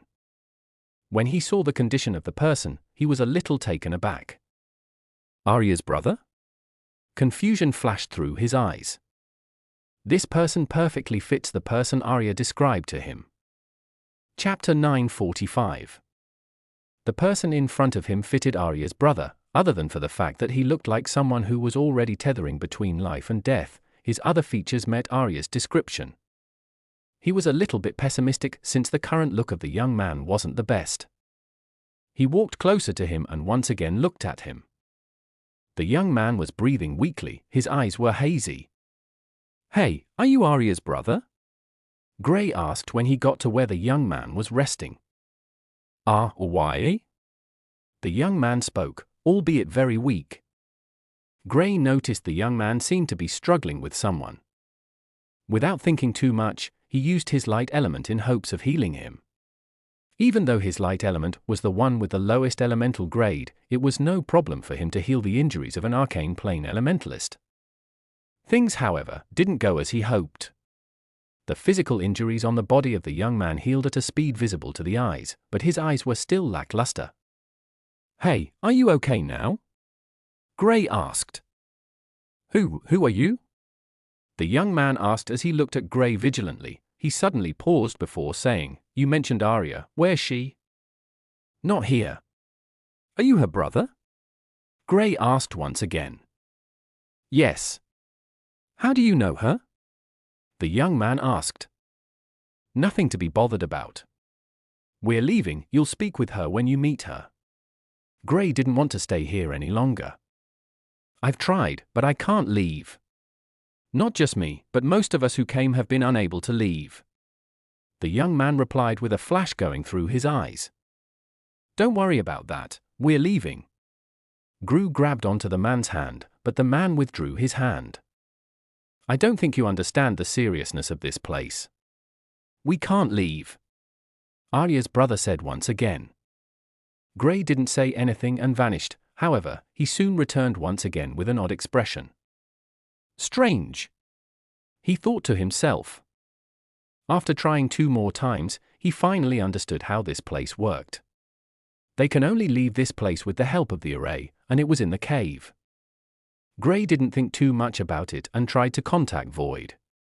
At this moment, he noticed something that shocked him. The second he tried to use his spiritual senses, he noticed something was absorbing it here. This was terrible considering how useful an elementalist's spiritual senses was. Now he understood why Arya's brother had listless eyes. He had been here for a long time and his spiritual senses must have been drained a lot. If it gets to a certain stage, he would face the risk of turning into a walking dead.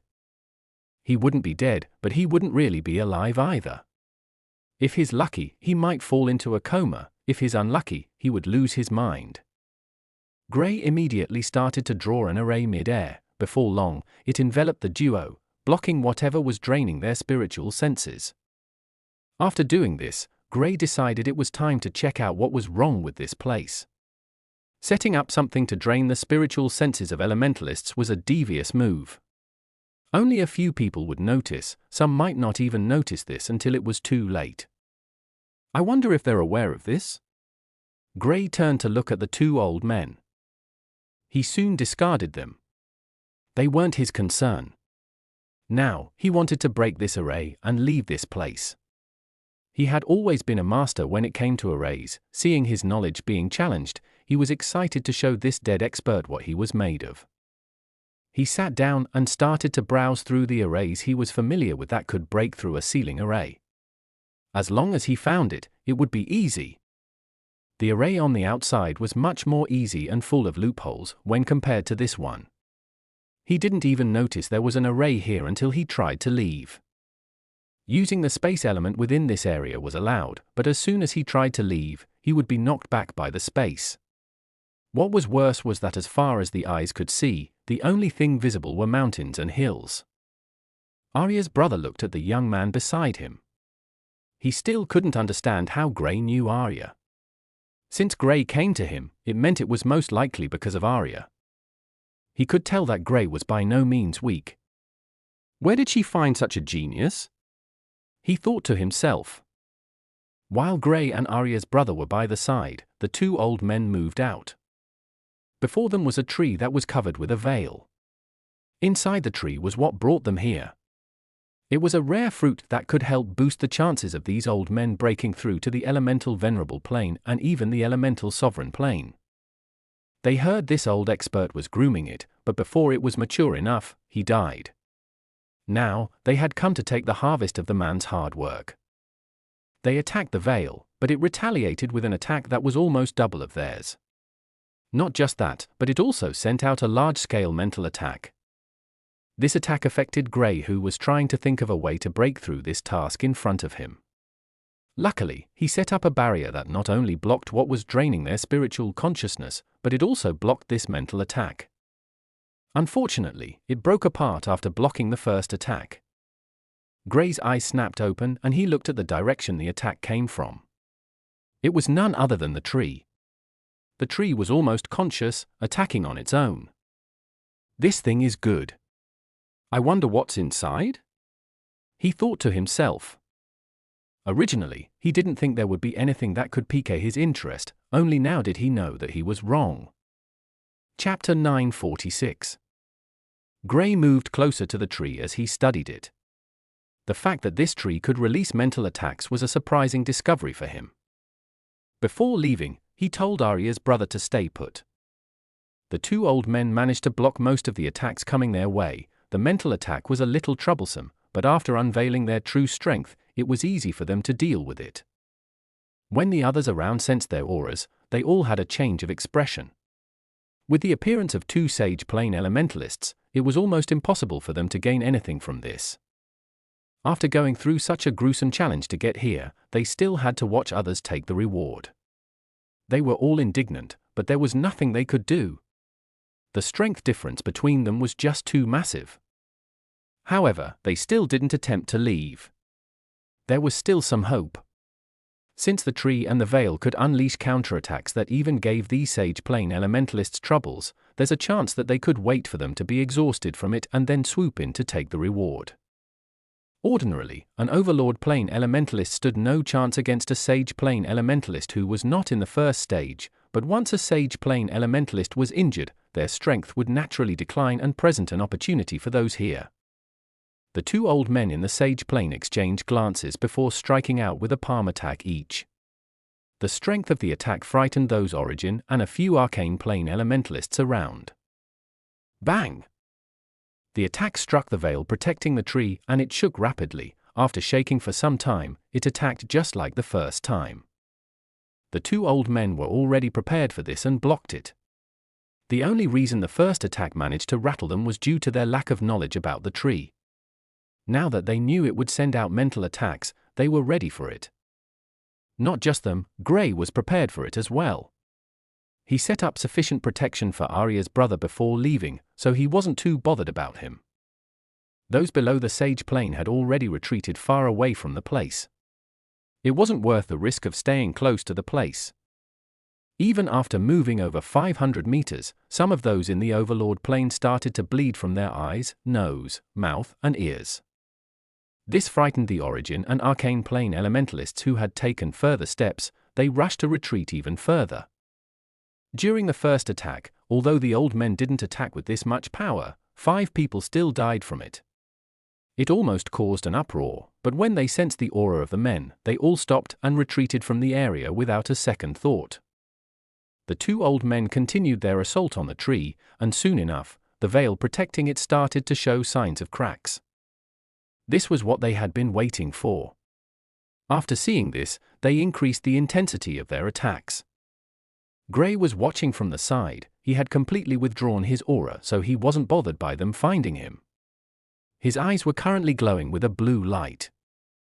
With this, he didn't need to bother about the mental attack. Whatever mental attack gets close to him is immediately frozen by his icy flame mental attack. He wanted to wait till the duo did all the work and then he would swoop in and take the rewards. The old men continued attacking, and before long, the veil broke apart. Just when the veil broke, a powerful spiritual force spread out across the entire place. This was completely out of the expectations of Grey and the old men. They didn't think the veil was actually holding in such a large amount of spiritual force. This turned into a terrifying mental attack that even Grey didn't dare to take slightly. He instantly vanished and appeared beside Arya's brother. Before he could even react, they were no longer standing in the same spot. They appeared in the first location Grey appeared when he came here. Grey's eyes showed fear, and without hesitation, he tried to forcefully teleport away from this place. Whatever was sealed in that tree was beyond his power as of present. Even protecting himself against it was difficult. He had been doing some research, and being very good with arrays, he was able to find a loophole in this place. As long as he went back to the same spot where he appeared, then he could leave this place.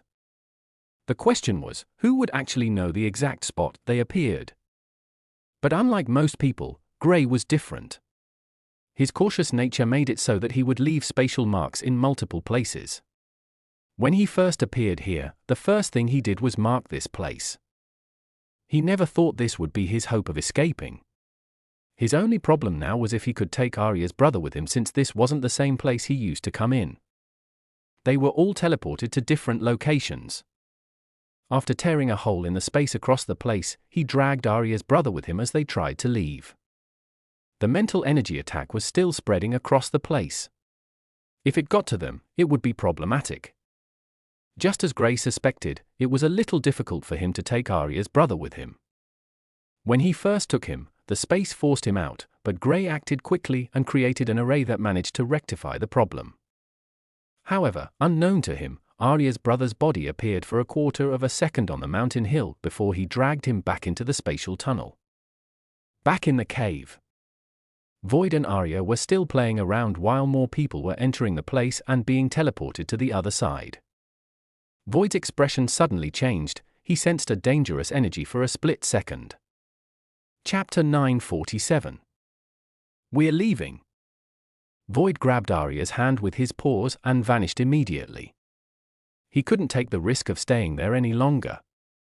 Even though the aura he sensed was very faint, he was 100% certain that it came from the supposedly dead figure.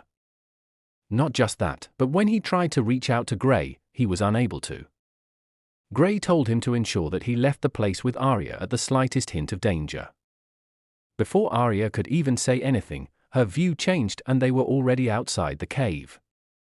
"What of Big Brother Grey and my big brother?" she asked worriedly.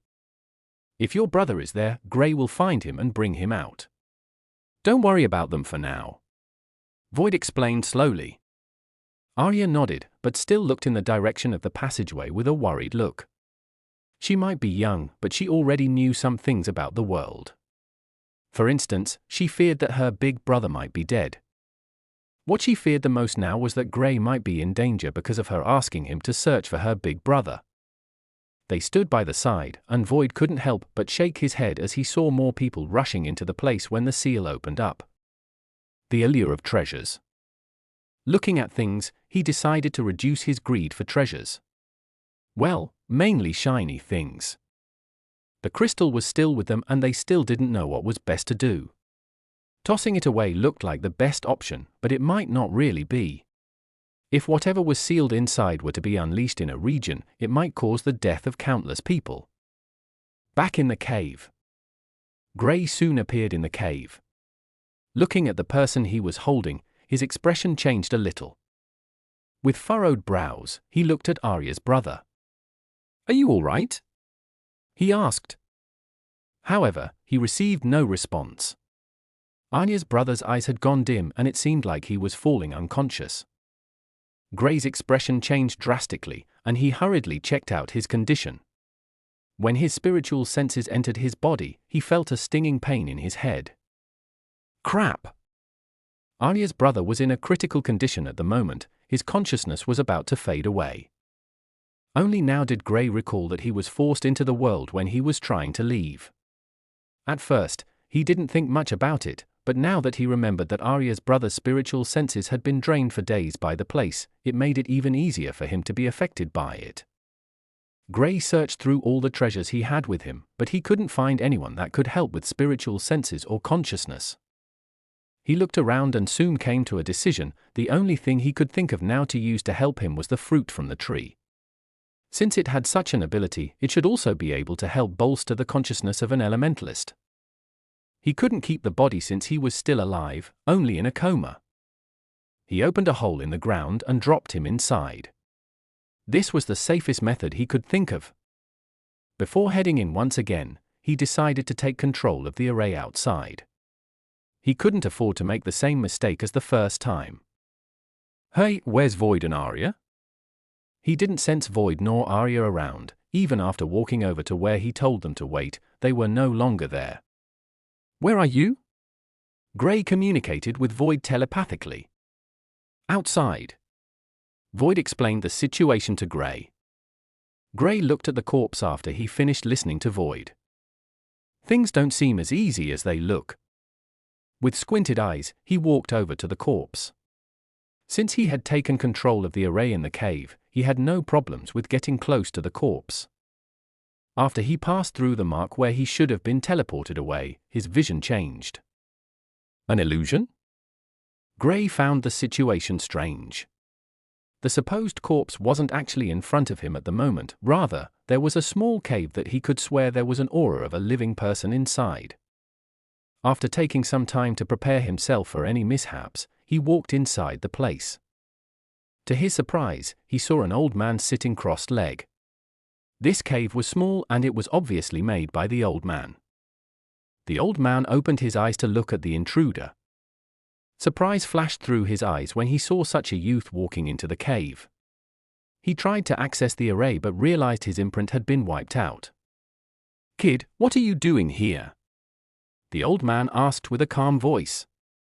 "Nothing, I only stumbled upon this place by accident," Gray replied. The old man didn't feel annoyed by Gray's words, rather, he looked outside.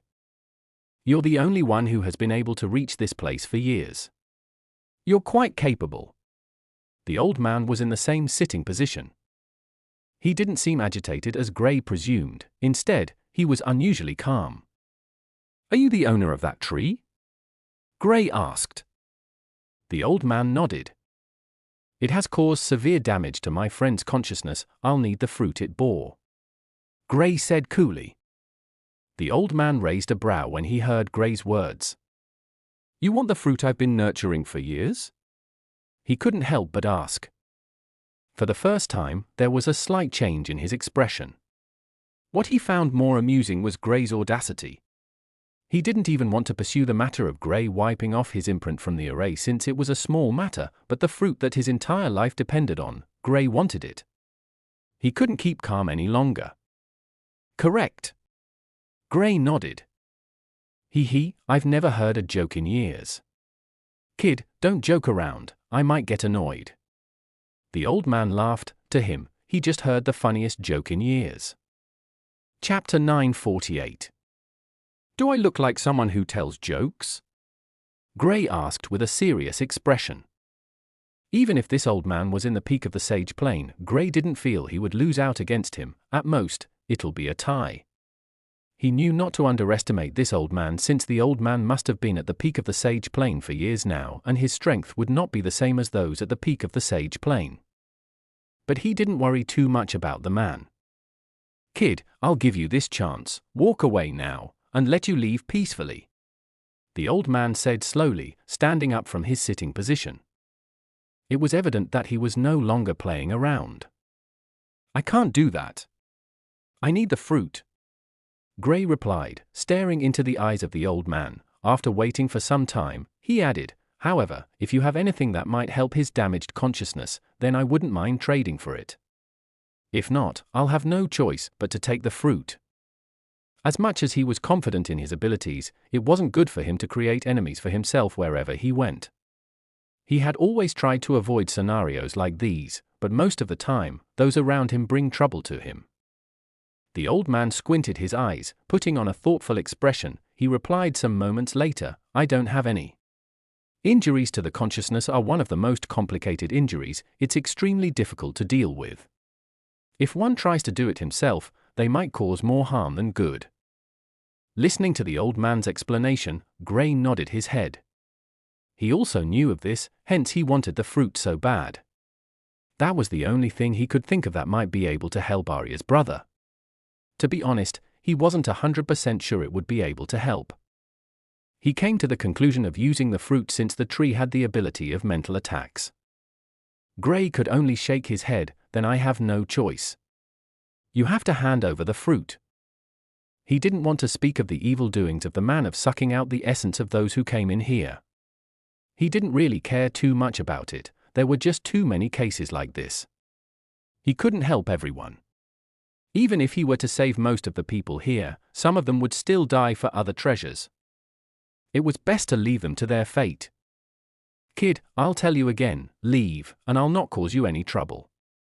The old man's expression was no longer friendly, and his aura changed completely. Gray stood facing him, not taking an inch. His intention was clear. He was not leaving until he got what he wanted. The old man chuckled all of a sudden. Before Gray knew what was happening, the man disappeared. Gray's pupils contracted and he hastily set up a defensive wall around himself. Even with his strength, he couldn't see the man, which showed that the speed the old man was moving at was much faster than his speed. Boom! The defensive wall broke apart and Gray's figure was sent flying. Gray did flip mid-air and landed on his foot, sliding almost 3 meters before slamming his back on the side of the cave. You want to take my fruit, and you're this weak? Please, don't amuse me. The old man was slightly disappointed when he sent Gray flying with a single attack. He didn't sense Gray's cultivation stage at first since Gray hid it, so he felt at least Gray might be a genius who had already broken through to the late stages of the sage plane at such a young age. Only after he attacked did he find out Gray's true strength. I will get the fruit. Gray replied calmly. He dusts himself before disappearing from view. Oh, a space elementalist. How bothersome. Fortunately, that is not a problem for me, the old man said when he saw Gray vanish. He punched into the air, and ripples appeared in the air. Before long, a figure shot out of thin air. Bang! The figure crashed into the side of the cave with tremendous force. It was none other than Gray, who was forced out of the spatial tunnel he was using. Gray stood up to look at the man with stunned eyes. He couldn't believe the man sent him out of the void with nothing more than a punch. He's not as simple as I thought. Even after thinking highly of the old man, Gray suddenly realized he still thought too low of this old man. Without saying anything, his aura shot up and he went to the peak of the sage plane in an instant. The old man, sensing the sudden increase in Gray's aura, couldn't help but shake his head. These tricks only work on those weaklings. Against a true expert at the peak, you're nothing. Gray moved, but the man moved at the same time as well. Gray used the space element, while the man exploded out with a speed that would put Gray's supreme speed to shame. Bang! The old man forcibly stopped Gray from entering the spatial tunnel, which would have taken Gray away in an instant. Gray was once again shocked. He was forced to block the attack, making sure he didn't get hit by the man.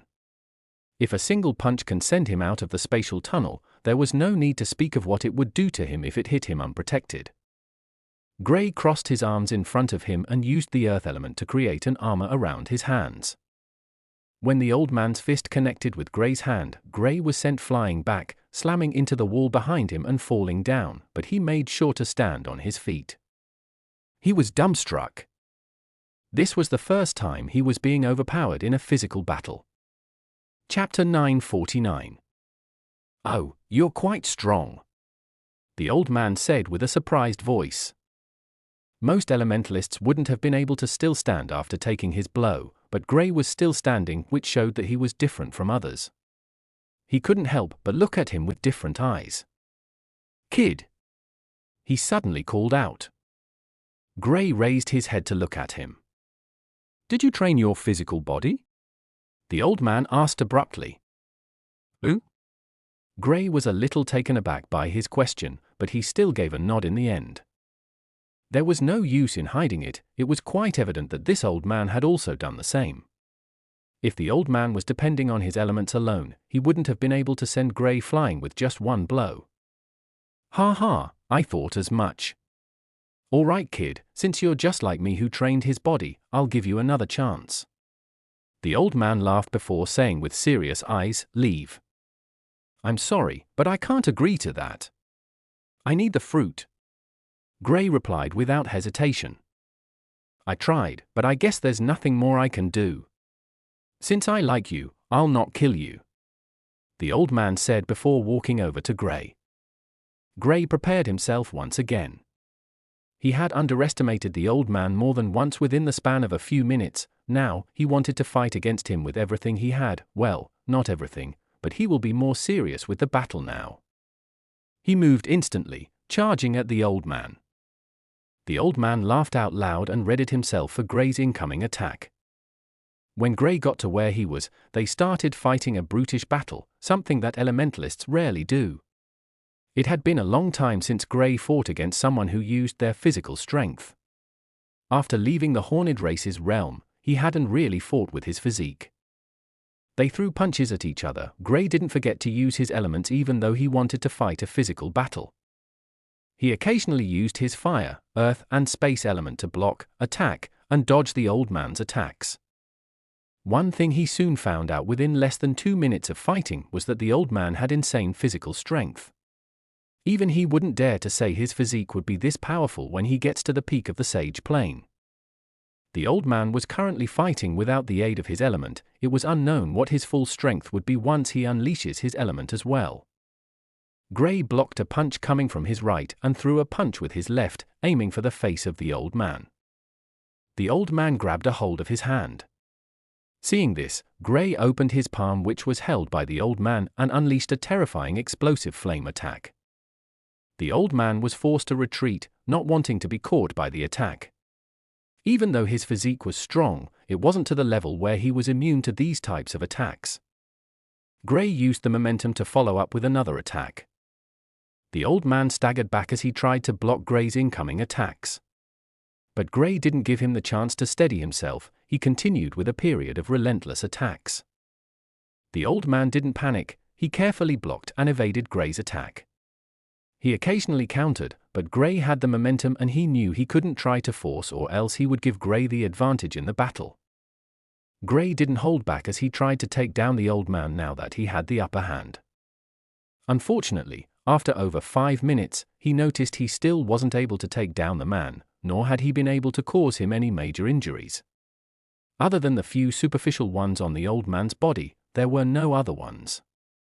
The old man suddenly exploded at the time when Grey was getting a little frustrated in his inability to take out the man even after using so many moves.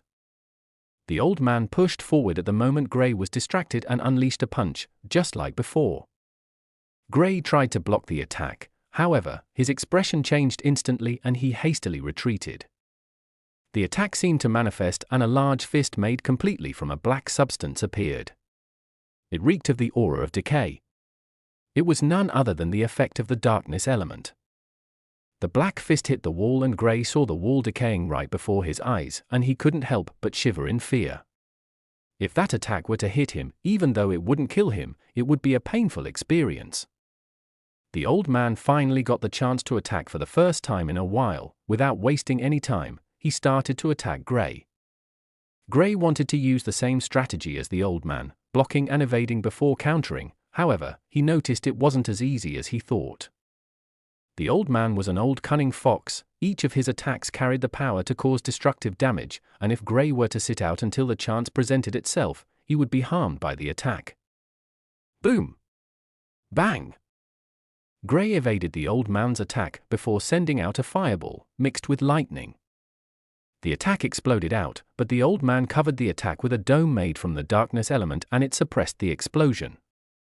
You can use it like that? Grey was once again stumped by the old man's ability. He just learned a new thing from the old man. Not just that, but he noticed compared to other darkness elementalists he had seen, the decay ability of the old man's darkness attacks was on another level. If he could get this as well, it would be a good hidden arsenal since he would use it to open defensive walls. Using his dimensional slash was not as simple as it looks, it took a large toll on him, so he couldn't repeat it frequently. This on the other hand was different. Chapter 950. Grey stared at the old man, and he noticed he was staring back at him.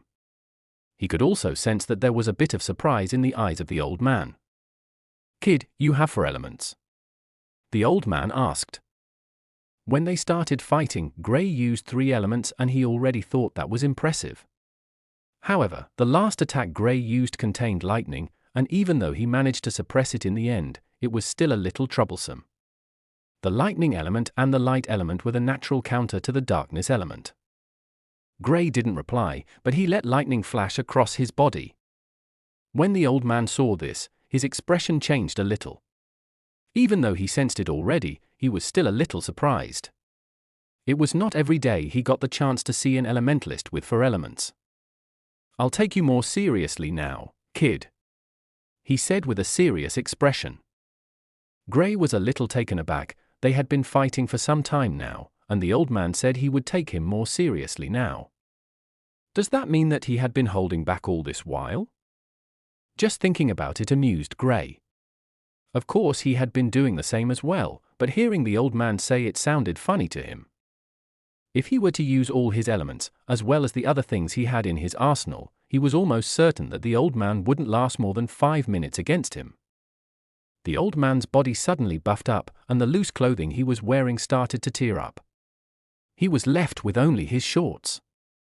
Seeing the well-built body of such an old man, Grey was a little envious. He also trained his body, but compared to the physique of this old man, he was a little lacking. The old man planted his feet on the ground, and boom! He shot at Grey. He was so fast that a sonic boom resounded when he made a move. Bang! His fists clashed with Grey's fist. Grey took some steps back to recover as he stared at the man. There was suddenly almost a 30% increase in the strength of the old man. Now he understood what the old man meant when he said he wanted to take him seriously. He didn't think too much about this, since the old man was stronger physically, then he would use his elements to increase his own strength and attack the old man. With it, he threw a punch, and lightning and fire flashed in front of his fist as it roared in the air, heading towards the old man. The speed of their attacks was insane, that the air made sounds as their fists broke through it. The old man threw a fist, meeting Grey's first with his own. Seeing Grey using his elements, he also did the same as well. A dark veil appeared in front of his fist as it descended on Grey. Bam! Their fists collided and sent sparks in the air. They started throwing punches after punches at each other. Grey would use the lightning element, as well as the fire element on some occasions, while the old man only used the darkness element. Their battle shook the entire cave to the extent that even the array was having a hard time keeping the illusion stable. Some of the people who entered the main cave could hear the sounds of the battle and also the rumbling in the cave. It was an intense battle, but it was one Grey was enjoying to the max. This was the first time he was fighting against an elementalist who specialized in physical battles, so he started to learn some things from the old man. One thing he couldn't deny was the vast experience of the old man. If not for his overpowered abilities, he was 100% certain that he would be defeated by this old man. As the battle continued, the old man was left dumbstruck by Grey's abilities. Honestly, he didn't think Grey would have so many tricks up his sleeves. Whenever he felt he had gotten the chance to suppress Grey, the other party would use a move that would repel him. Bang! Grey's figure crashed into the wall by the side, causing an almost 10 meters deep crater. He crawled out of it easily and attacked the incoming old man who was already prepared for another attack. Grey didn't dare to take the old man lightly. His eyes glowed with a blue light and he shot out a mental attack. The old man who was coming his way flinched, although it didn't take up to a second before he regained himself. That was more than enough time for Grey to attack him. Grey punched the unprotected body of the old man with lightning covering his fists. When the attack hit the body of the old man, Grey's eyes changed, and he saw the cold eyes of the old man staring down at him. This was the first time he was getting the chance to get a clean hit. However, things were not as he thought. The body of the old man seemed to start to absorb the essence of Gray's attack. Not just that, but it went on to absorb the essence in his body as well. Gray was alarmed and backed up quickly. "Foolish child, you think that a mental attack would work on me? Even though I didn't see it coming, I've trained my consciousness long enough to resist these attacks," the old man said with a smile. Only now did Gray realize the small time the old man flinched was only an act. Looking at the old man, he was about to speak when he suddenly noticed a foreign movement inside his body. "What did you do?" he asked coldly. This was not something he could feel before, so he knew it was after coming in contact with the old man that it entered his body. This is the end of this video. Thank you guys for listening. Hope you enjoyed and wish you wonderful rest of the day. The Silent Ruptors out.